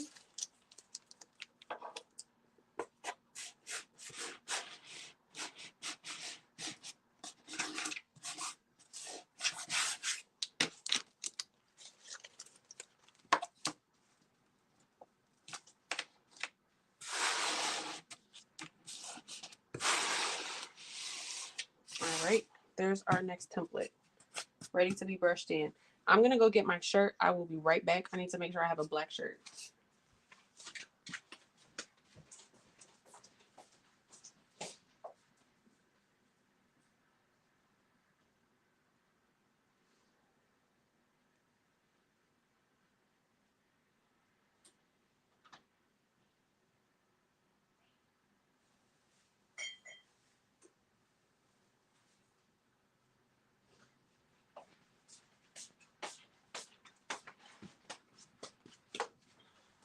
All right, I do. I have literally one more.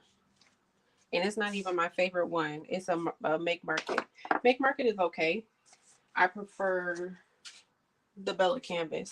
So I have the black shirt, so I'm going to do Labrador for the outline.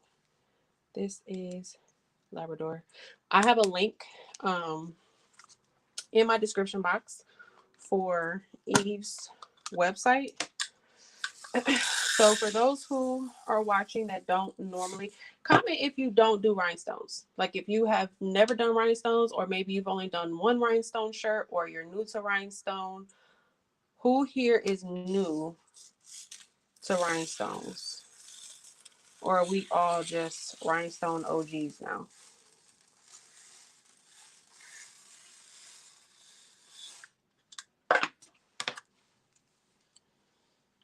Can't believe I caught a live. Girl, I can't believe I am live. I don't go live. I can't believe I am live.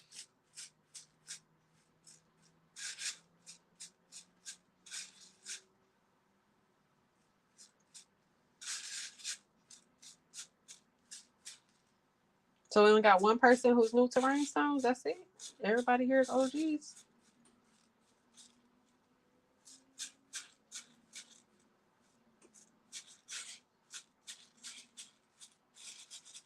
I consider myself still new, whatever. Great. That's good. Okay. So a couple people. Okay. So for those who, or maybe, you know, there's more people and they just don't want to comment. That's fine too. Or maybe they're not subscribed and they can't comment. That's fine too. So basically I get my rhinestones from Eve.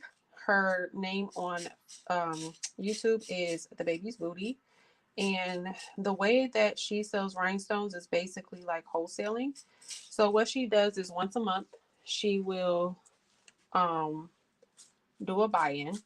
And what a buy-in is, for, you know, again, for those who don't know, basically a buy-in is where everybody puts their money together, gives their money to one person, which in this case would be Eve, gives their money to one person, and then we all order our rhinestones from China at wholesale pricing. Hopefully I explained that right.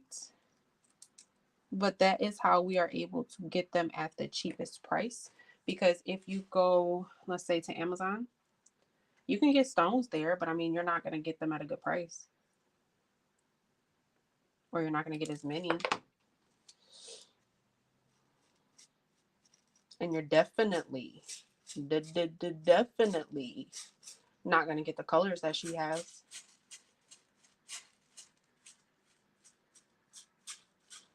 But that's how I get my rhinestones. And she does it once a month, I believe, towards the end of the month.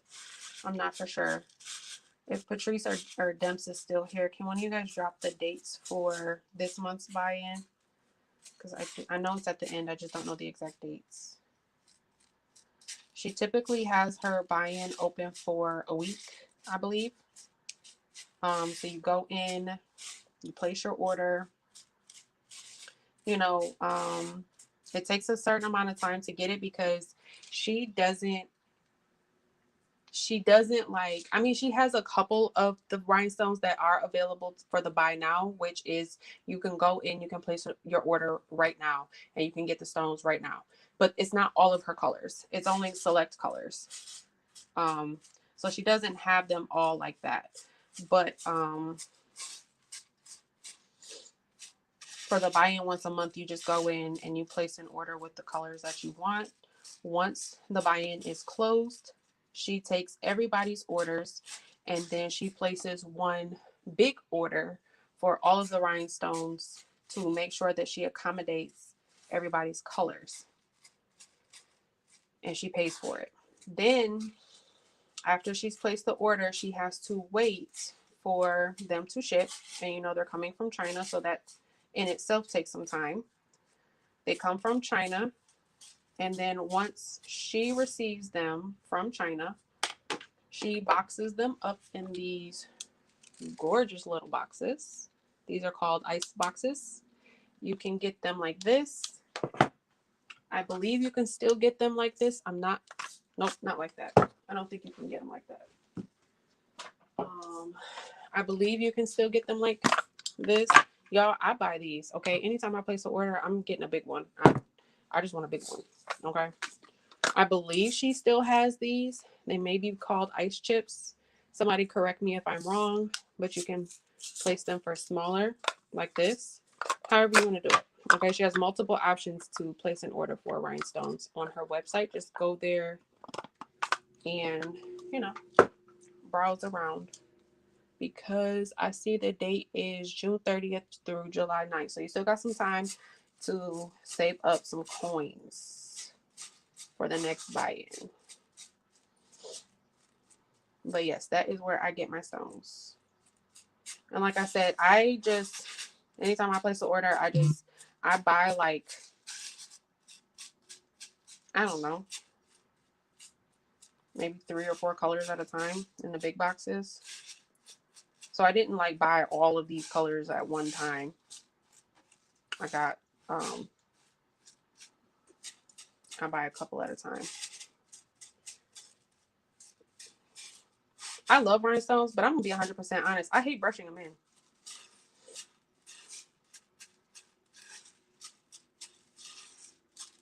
I absolutely love rhinestones, but if I could hire an assistant to brush my templates in for me, Lord Jesus, I would in a heartbeat. I hate this part.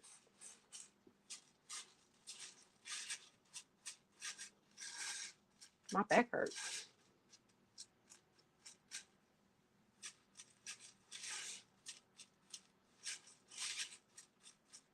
Y'all, and I don't make templates. Please don't ask me to make templates because I do not do that either. Lord Jesus, I do not. But my neighbor, and let me tell you why I know I do not. My neighbor, one day, I had on a bling shirt, and she was like, "Oh my gosh, that's so cute. I want one." But I want it with my logo. So I said, okay, I will give it absolutely one try because you're my neighbor and I like you. I will try it one time. Baby, that is it. I ain't doing it no more. Not never. Ever, ever. I will outsource that if I have to. Because she actually asked me to make her some more shirts with the same logo, with the same rhinestones, but I think I got rid of it, which was dumb on my part because I should have known that she was going to ask me for some more. I'm telling y'all right now, I'm not doing it. I mean, I'll do the shirt, but I'm not doing a template. I'm just going to have somebody make it for me. I don't have the patience, you guys. I really don't. It takes too long. It's too tedious. Because I'm also very, like, picky about my templates, too. Like, I love Patrice's templates because they're so full and just pretty. That's how I like them. But when I make the templates, they look like little, they just look stringy. Like, I don't really know how to explain it. They don't look full. They look thin. Lackluster. They look boring.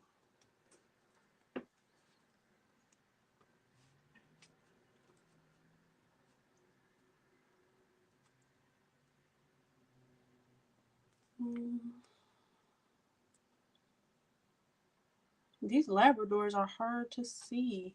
Oh, Jesus. If it's like 2 on top of each other, it's hard to see it. That one's upside down.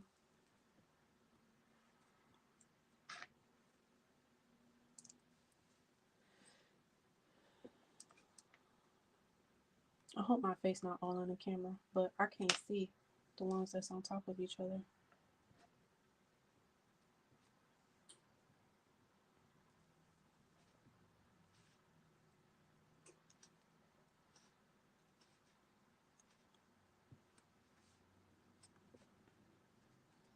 Y'all, I don't like the dead silence. This is why I don't like going live all the time, because I run out of stuff to talk about. And I can't play music.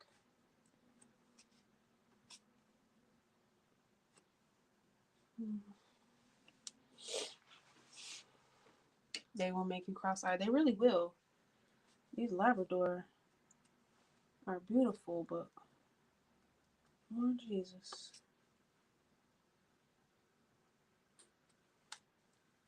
Oh, there we go, right there.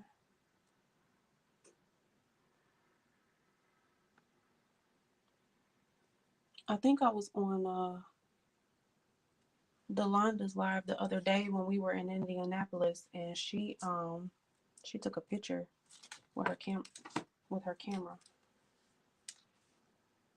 to see if the template looked right. I haven't tried that yet. Does that work? Can you can you see Labrador? This glitter cardstock really ain't no better. Like who told me blinging these using this bang and bling on glitter cardstock was a good idea?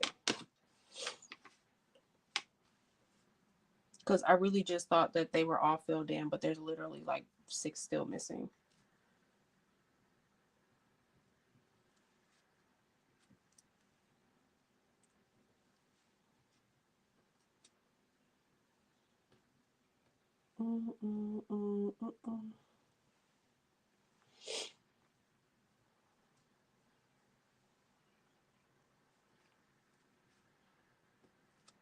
Yeah, Labrador has become one of my favorites for sure. I did not brush enough in, y'all. Wow. Labrador really played me. It has quickly become one of my favorites. Okay, I think that's it. Nope, missing one up there. There, now I think that's it. Yep, that looks like it's it. Yeah, I need to invest in a scooper. I don't have a scooper.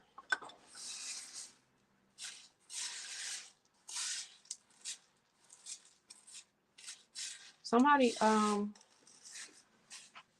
drop the link for the scooper so I can go and buy one.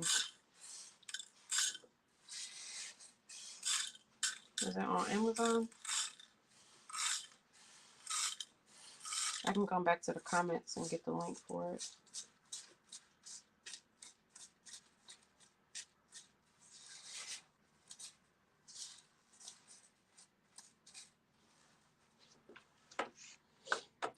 Labrador is also planning on neckline with some.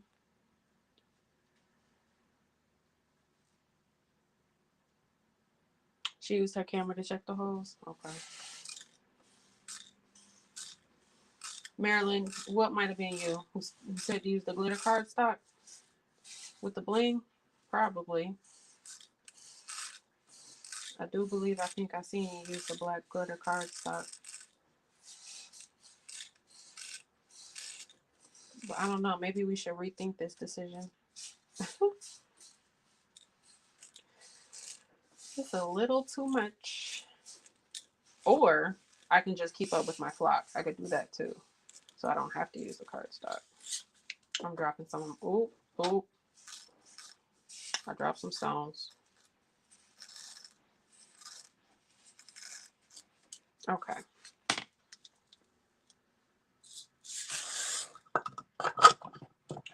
All right, Labrador is done. Let me double check my templates. I think that looks, nope. There go an extra one right there. Oop. Okay, I think that looks good.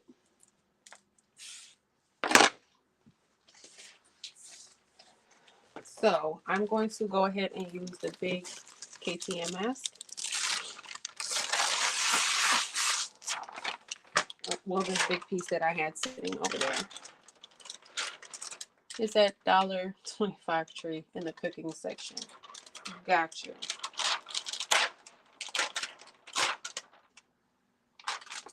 I actually could have made this smaller, but that's okay. I'm here now.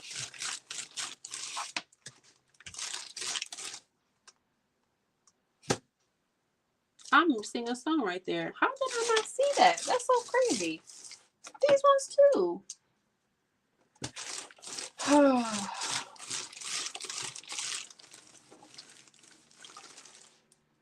I swear I think these stones move because I was not missing these stones. I was not. This looked like a whole new template. It's like 5 stones missing.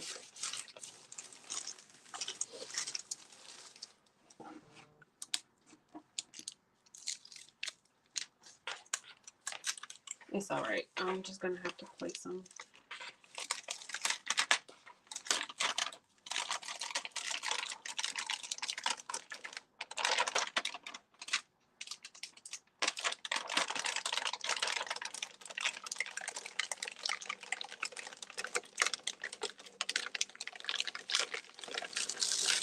Alrighty, that looks good. There's a couple stones missing going around. I'm gonna place them on the shirt once I press the outline. It's easier. Where's the back? Oh, here it is.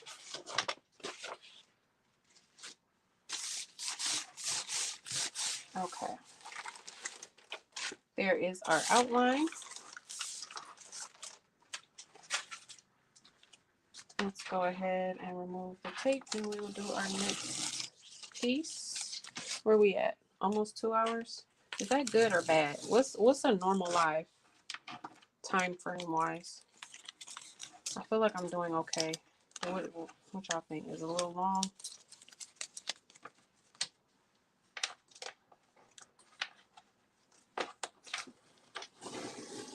If Romeo would have acted right the first time, then I wouldn't. Oh, I think I just messed up my tape. If Romeo would have acted right the first time, then I wouldn't have had to recut this outline. All right, there's the second piece done.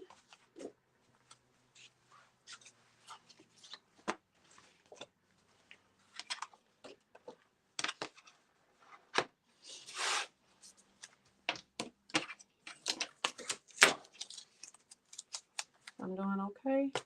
Alrighty.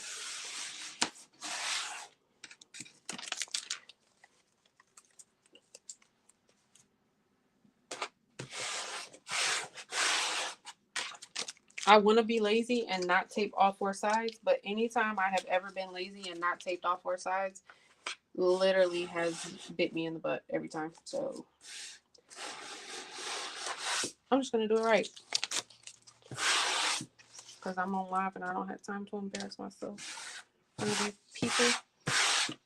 All right, this one is, I'm not even sure which piece this is. I know this one was the bigger piece.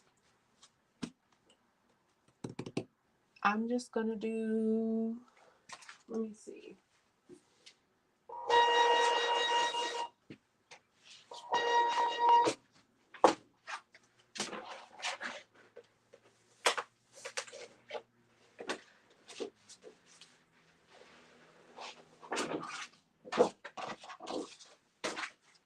Here's my other piece. There's a couple of dots, maybe like 3 and 1 right here. So that one cut pretty good too. And I don't have anything ripped either, like on the first template. I think I want to do this one in Peridot because it's smaller. I want the citrine, and really I wanted to do the other one in citrine, but citrine is definitely one of my favorites.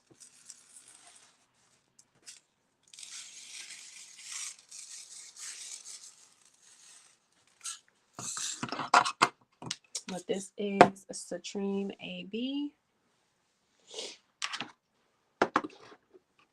What y'all say? I'm about to look in the comments. The stones jumped off the transfer tape. That's probably what just happened because I swear those holes, like, they were not there. It was stones there. I know it was. They must have jumped off. So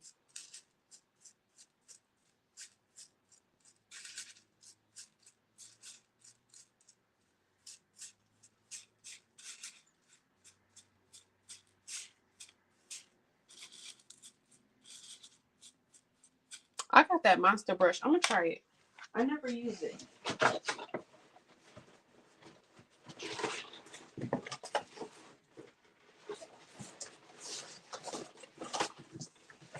And I think it's just like a little painter brush I got from Amazon or something. Do y'all use this brush?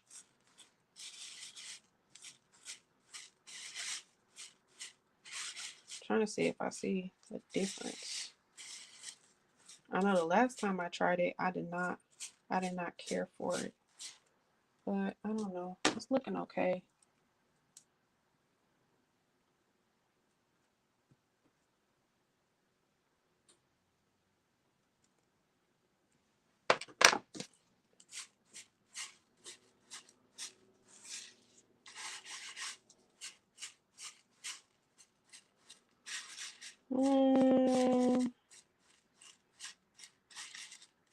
Not bad.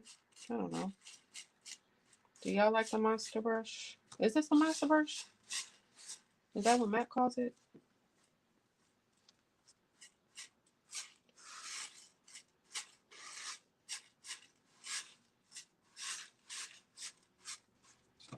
Might have been a little bit quicker. What y'all think? That brush came in my beginner supply kit from Eve. I like the small painter's brush on this large area. Yeah. Here. Yeah. I think this one might have brushed in a tiny bit faster.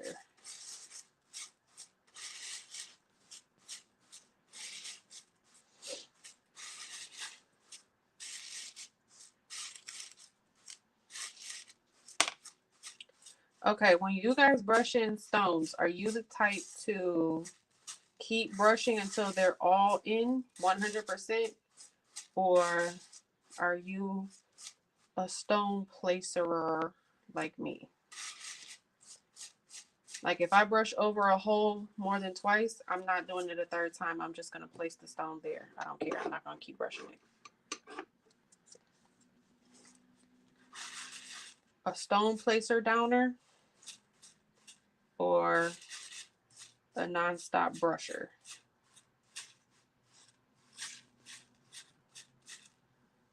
Yeah, I just be making up words, I swear.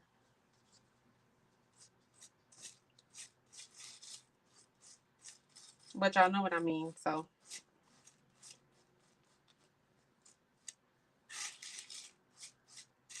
See, like this one hole. Y'all done brush this one hole like 13 times. I'm not brushing it again. I swear I'm not.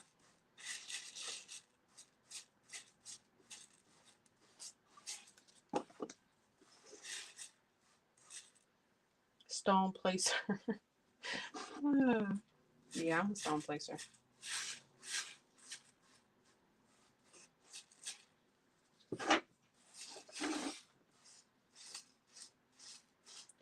Yep, them stones got about 2 times to go in them holes. After that, I'm not doing it. I'm just going to place it.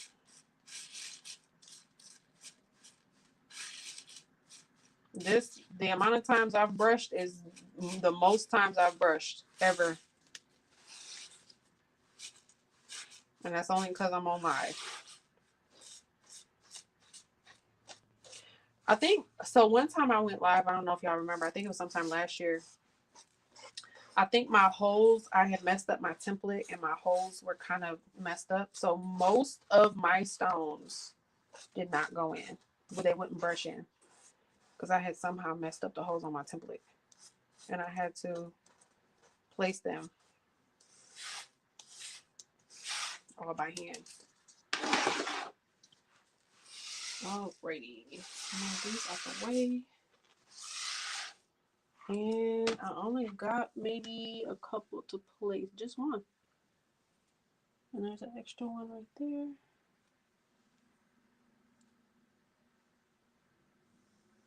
Okay, that looks good.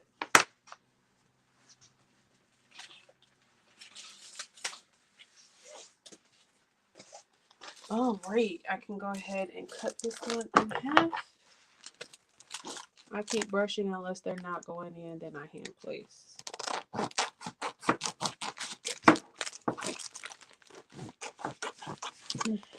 All right, so I'm going to go ahead and turn off my iPad because I got to get my heat press going. We only got one more small template to brush in.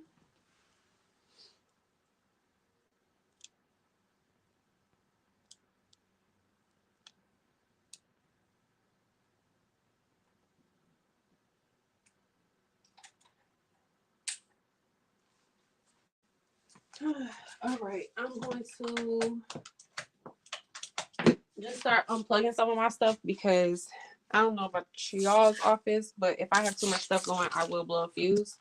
So I just went ahead and unplugged my Romeo. I unplugged my iPad because it was on the charger, and then I unplugged my ring light so I can go ahead and cut on my heat press.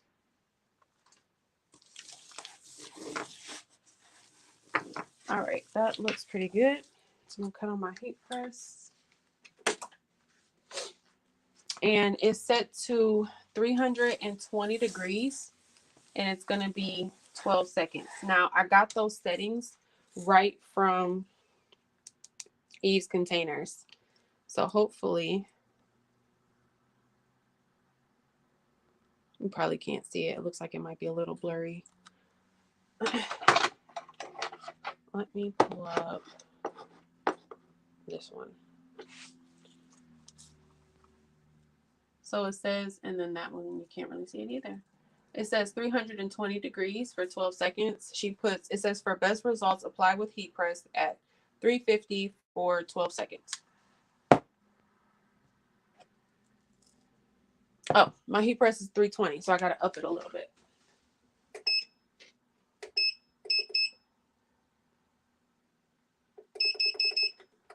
Okay. So it's at 350, or it's warming up to 350. And then we're going to press each layer for about 12 seconds. Oh, let me switch the camera again. There we go.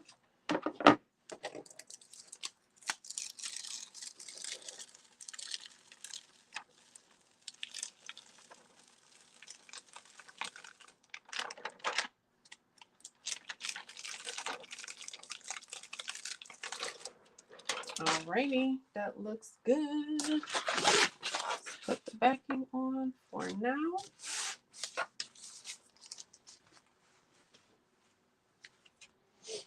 And then we gotta remove this tape. And we only got one more to brush in, and then we can start pressing.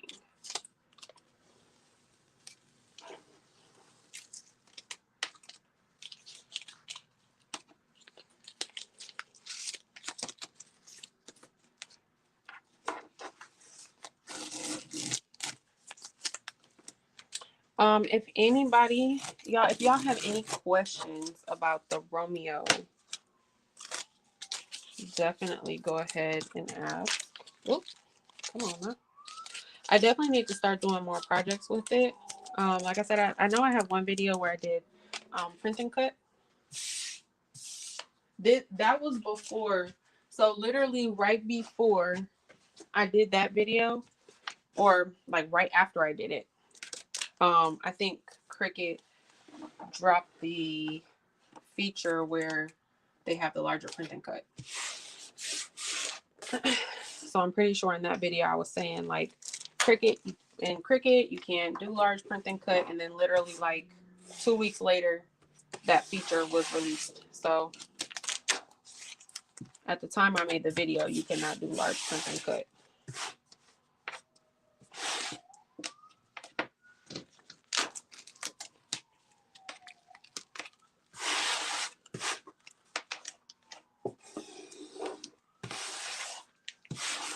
Alrighty, this is our last template, and this is going to be peridot.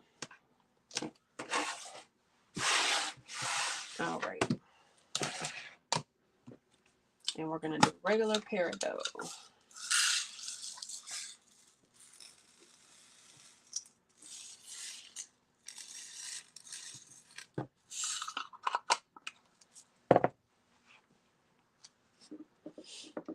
Hello, everybody that has popped in. Should say 350. No, it does. It does say 350. That was me. 350. Yeah, they all say 350. I use 330 and it works great for me with my Fancier Studio clam press. Okay. Hey, Marilyn. Hello, hello, everybody. If you are just popping in, basically what I did was created this bling template using black glitter cardstock, and I cut it with my Caesar Romeo. I did show everybody how to use Leonardo Design Studio, which is the software that comes with the Romeo or the Juliet.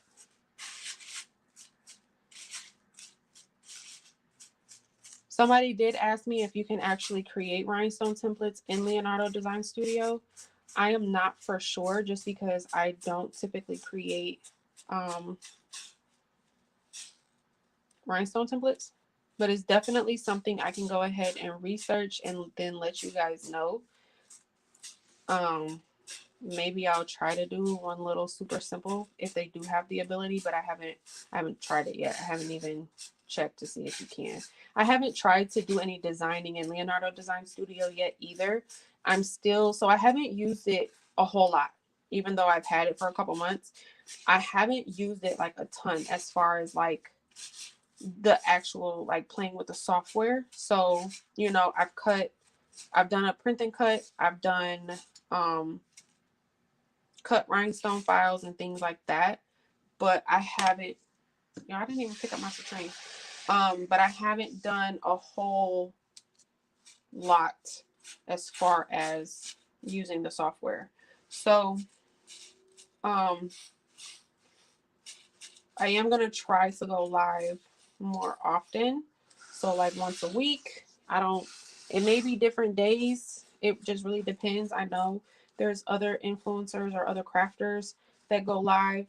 So I definitely don't want to conflict because I like to watch them as well. So whatever day works for that week for my schedule and YouTube schedule is whenever I'll try to go live. Today, Monday worked out. I'm not sure if anybody else is live. I know the people I watch are not, so I don't think they are, at least. All right, so that looks good. But yeah, I'll try to come on, you know, at least once a week, maybe for the next couple of weeks, and we'll play around with Romeo and the Design Studio and see Leonardo Design Studio, see what all it can actually do. All right, that looks good. My heat press is taking forever. It's only at 220. That's okay.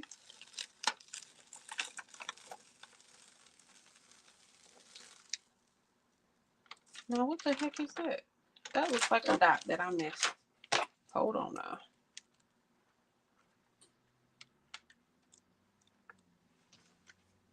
Alrighty. So I had a little piece of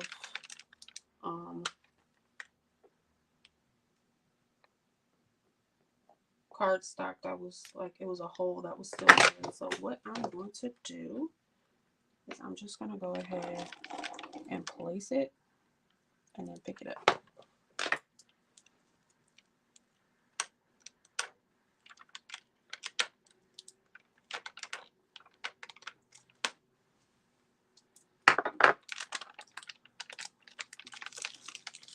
Alrighty, there we go.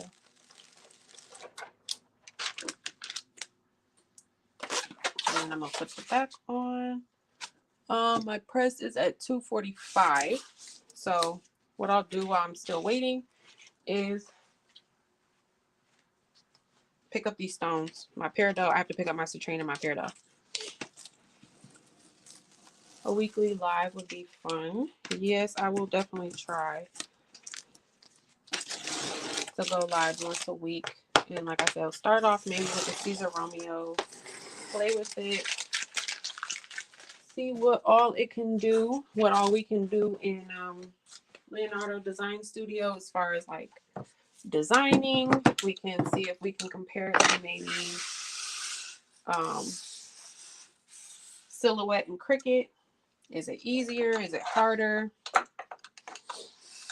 Thus far, so as far as just like in the sense of importing a design, so when I did the print and cut, I just imported a PNG image and cut it.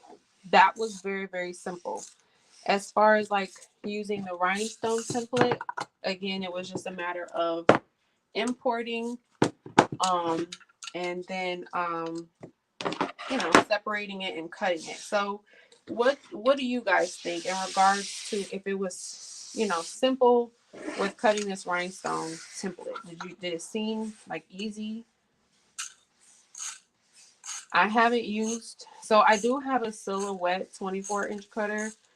Y'all, that thing was so doggone terrible to me. I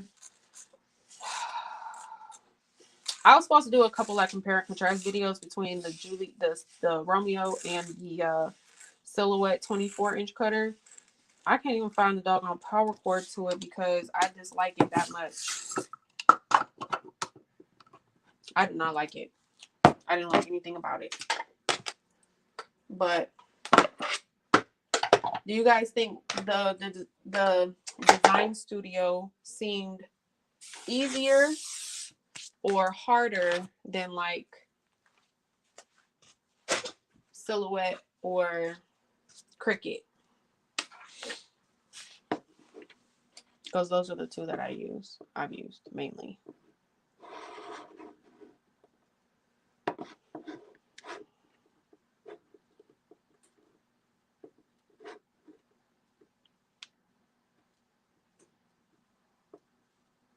Okay, Carol, I see you said you're here till 8:55 and you have to get ready for work. No worries.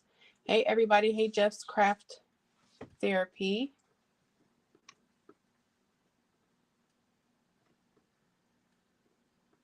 Hey, everybody that has popped in. They have some SVGs included too. I prefer my Juliet over Cricut. It cuts fop perfectly. It really does. I love so I have different uses for different, like my Cricut still has a use for certain things, and then my Romeo has a use for certain things. So like as far as flock, I absolutely 110% prefer the Romeo.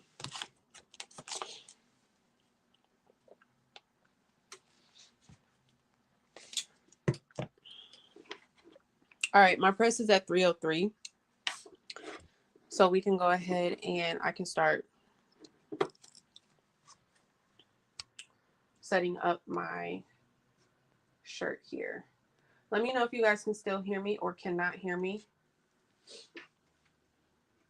Love design, Silhouette Studio, but I have Shirt Cuts a Lot Pro 6 I plan to try. Oh, that sounds fun.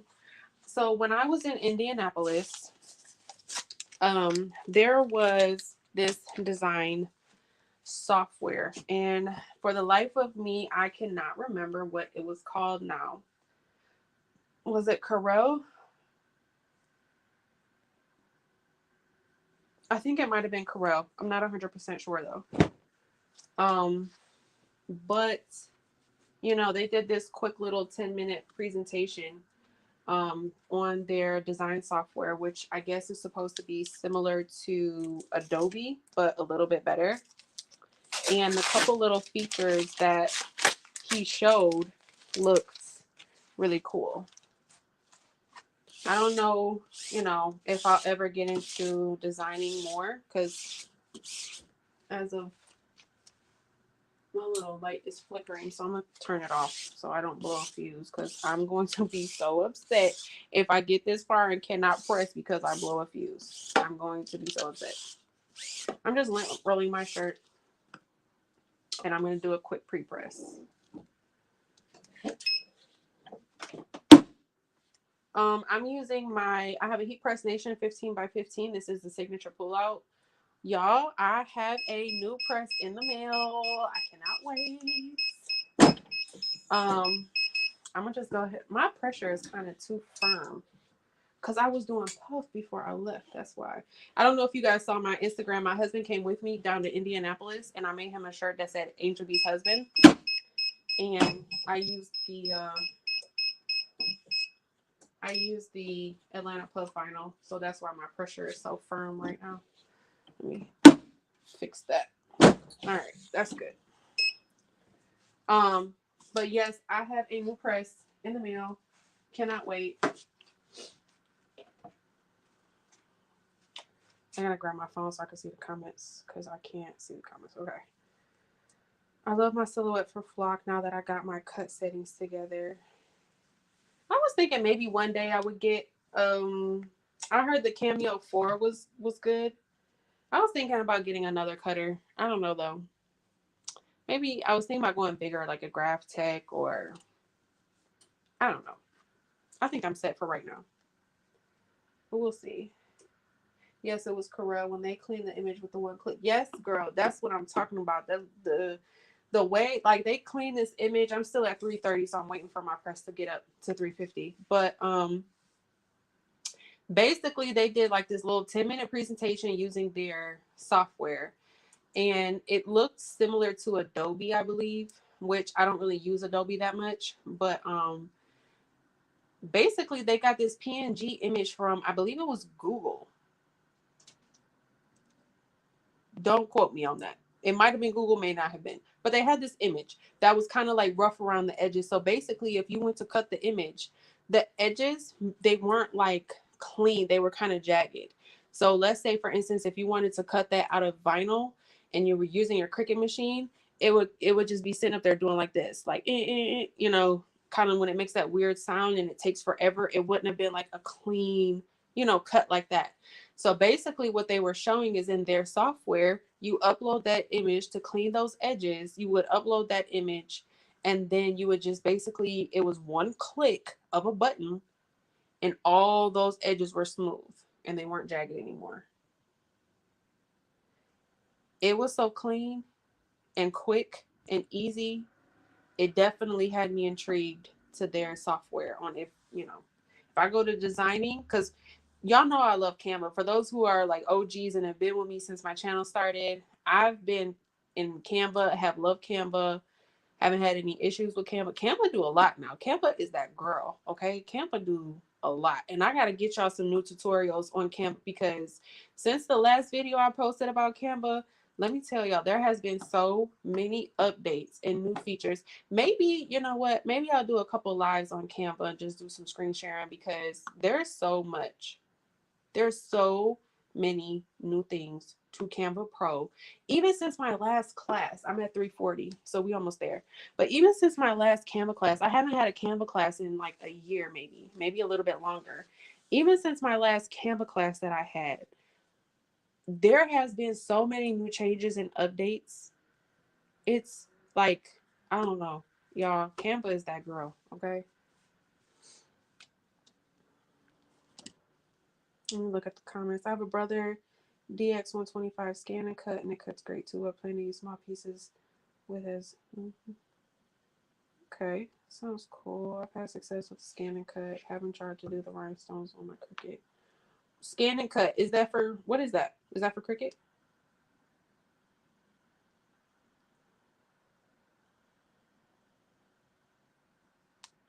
Yeah, I love Canva. Canva is that girl. Okay, we're at 343, so I'm gonna go ahead and start. Okay, so the first template is going to be our outline. Now, again, I said when I was pulling this up, some of my stones had to have jumped off because they gone, and I don't know where they went, but I know they was there when I put the template down. So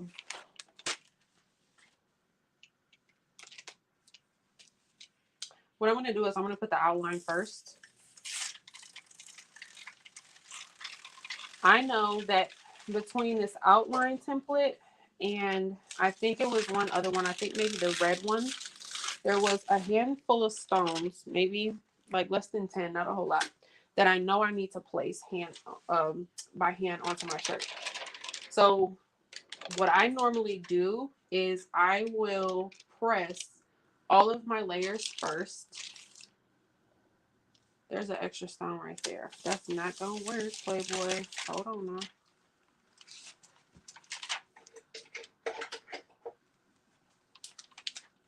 Brother is the scan and cut. Okay. We gotta check that out. There's an extra stone. That's probably one of the ones I was in that came from them holes because I knew it was there. Okay. So that looks like an extra stone right there too. No, I'm not sure. Okay. So what I'm gonna do is I'm gonna press the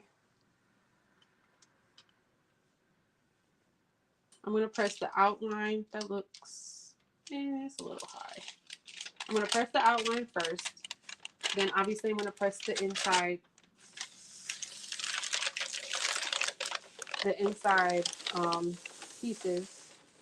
And then once I'm done pressing all of them, I'm going to hand place the stones that are missing. Okay, try that again.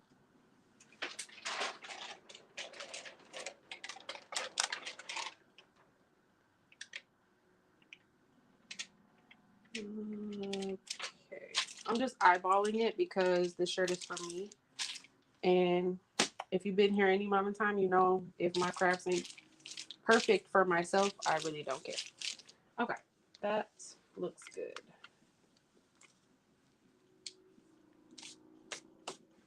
So I am at 350 now. So I'm gonna go ahead, press 350 for 12 seconds. Y'all see how wobbly this is? I need another table. I'm so done with this table.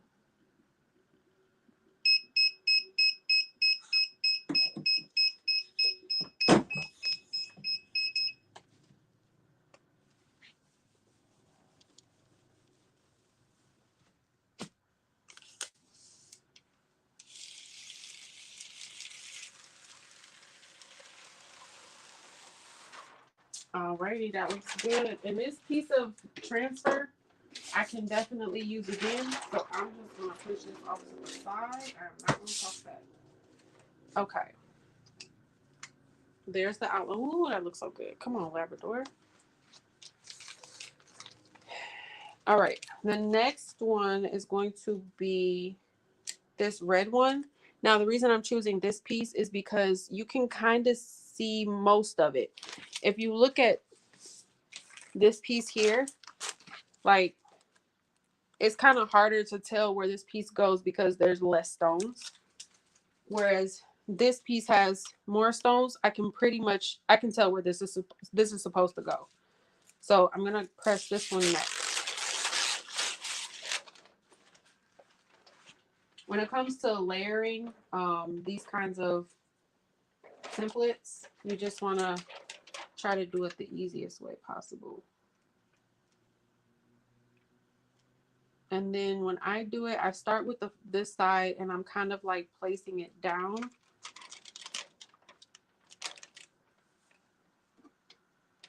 I'm just lining it up like as I'm placing it down. Okay, that looks good.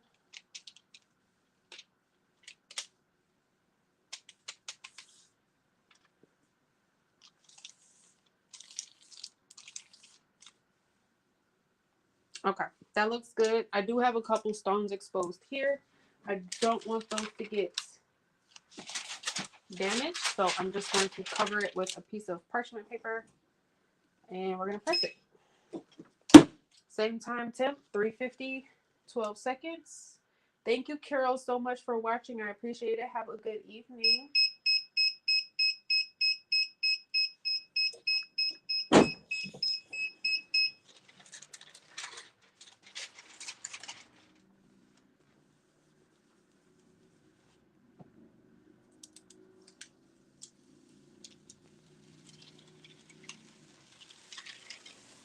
That looks good.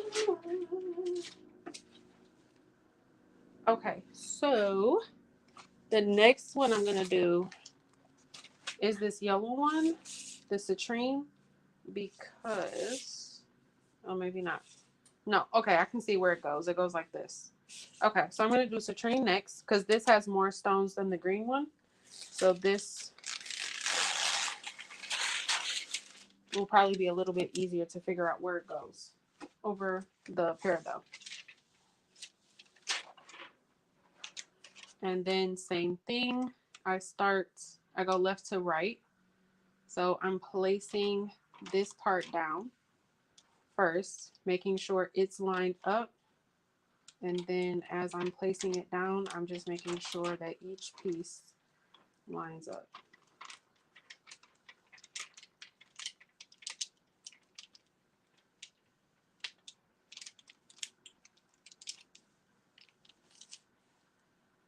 Alrighty, and that looks good.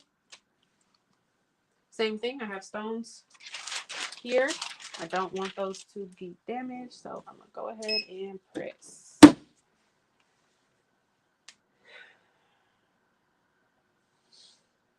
Hello to anybody who has come in that I did not get a chance to personally say hello to. I'm trying to refresh. Okay, there we go. Make sure you guys are hitting the like button on your way in or on your way out. Alrighty, that looks good.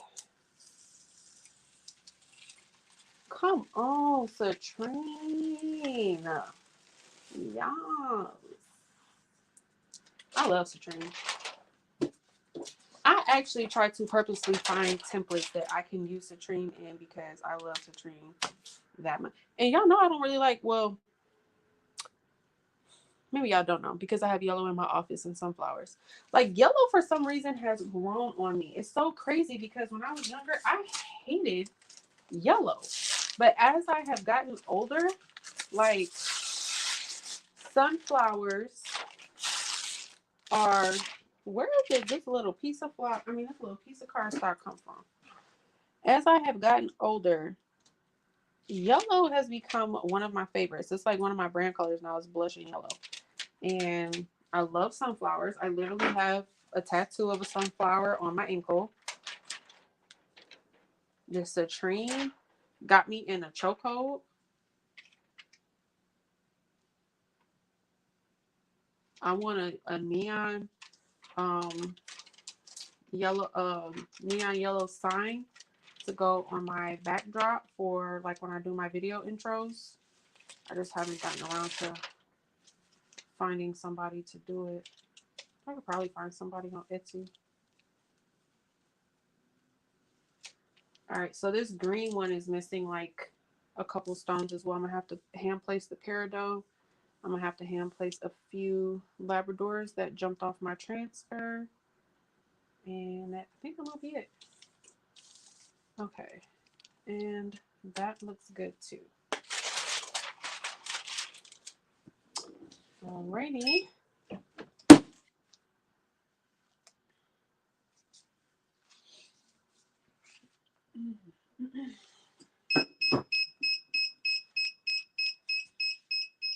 Oh, but yes, I was about to tell you guys about my heat press that's in the mail. I have a Ricoma 16 by 20 auto open in the mail.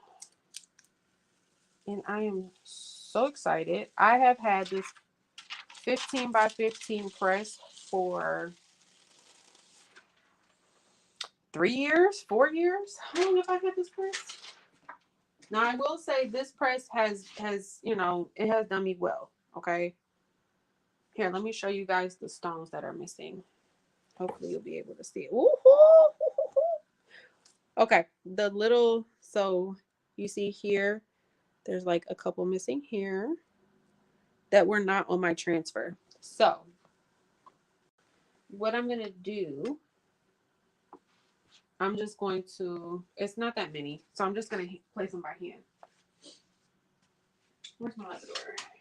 It is. All right, so basically I'm still taking these pointy tweezers that I had before, and I'm just going to place them right where they're supposed to go.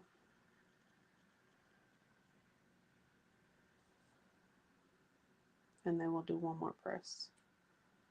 So that goes there.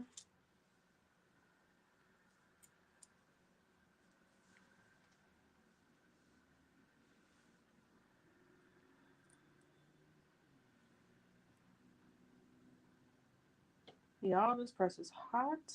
I am sweating. There's one up there.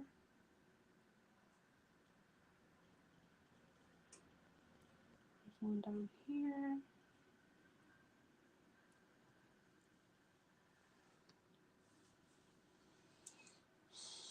Now I'm just going to look through the shirt and make sure that looks pretty good to me. I got to do a peridot right here. There's a pair. No, there's one missing right there. See? Gotta be thorough.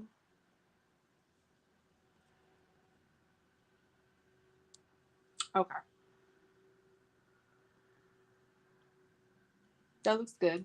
I need a couple peridots and then we can press it.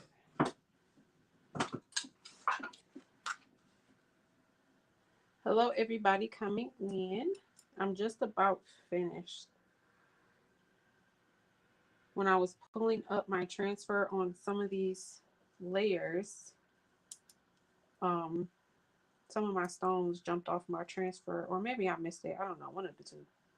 But they're not there, so I'm putting them there now. Okay.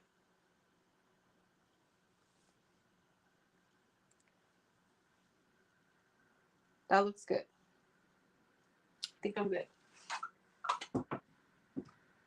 So this is going to be my final press. What I'm going to do is just lightly cover it because I don't want none of the stones to shift, and press.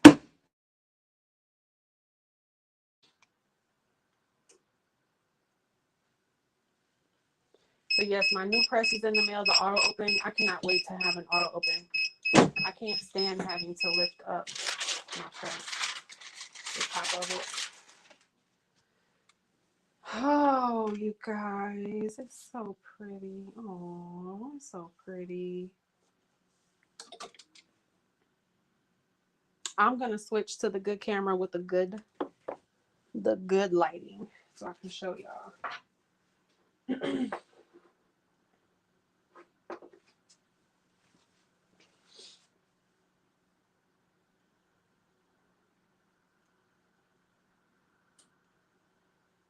Come on, bling. Hold on. Can y'all hear me? Hold on.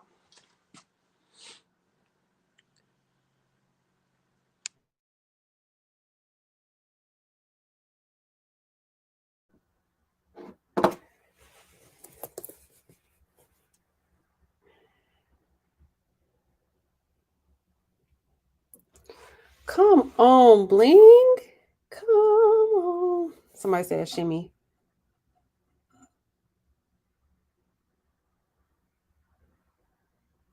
Even the Labrador. Nah, y'all, I love me some AB, but this Labrador shines like it's AB and it ain't. But it can hold its own, okay? AB is standing right. I mean, Labrador is standing right there like AB who? AB what? AB, I don't think so.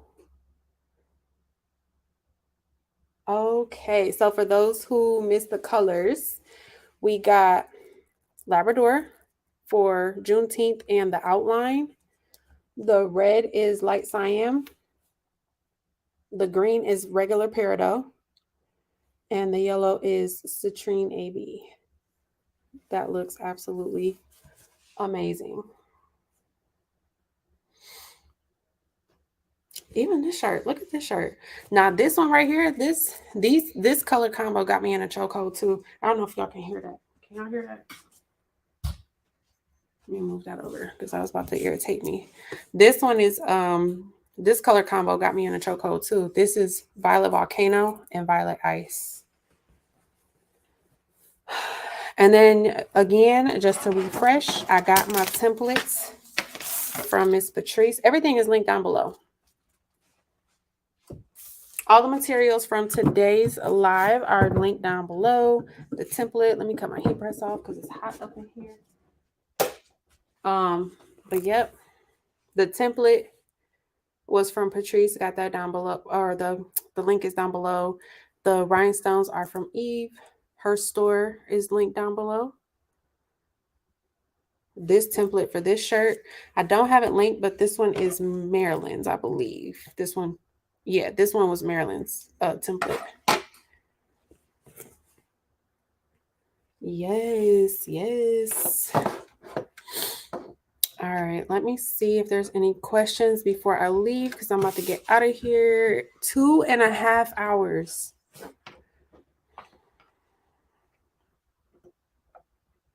Well, I don't know. I think Eve and Patrice be on here that amount of time, so. Alrighty, I don't see no questions.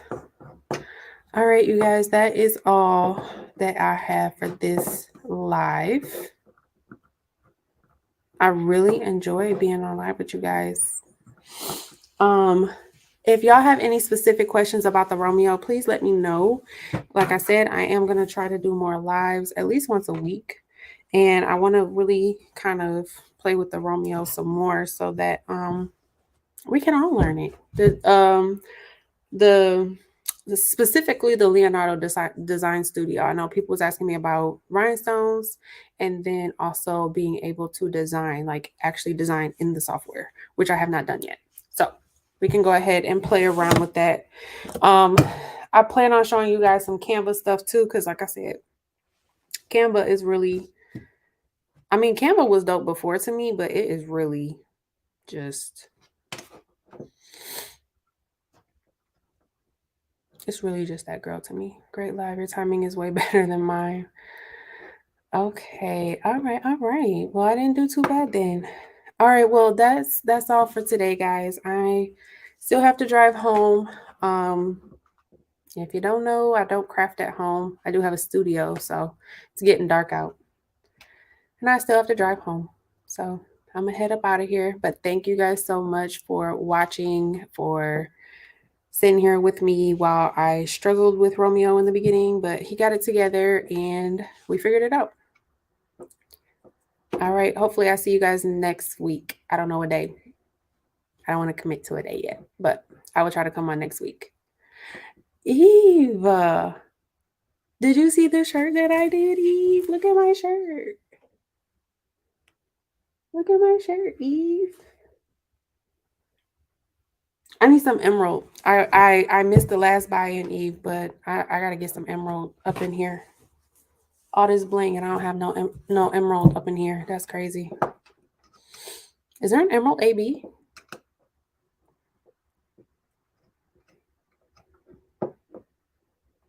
Is there an emerald AB? I don't know.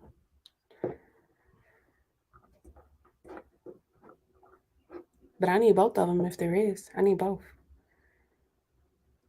The next buy-in, y'all, is June 30th through July 9th. So, yes, there is an emerald AB. OMG. Yes, I will have that in the next buy-in. The regular one and the AB. And I need some of those metal lights too. Oh my gosh, I see a red stone missing and I done cut my press off.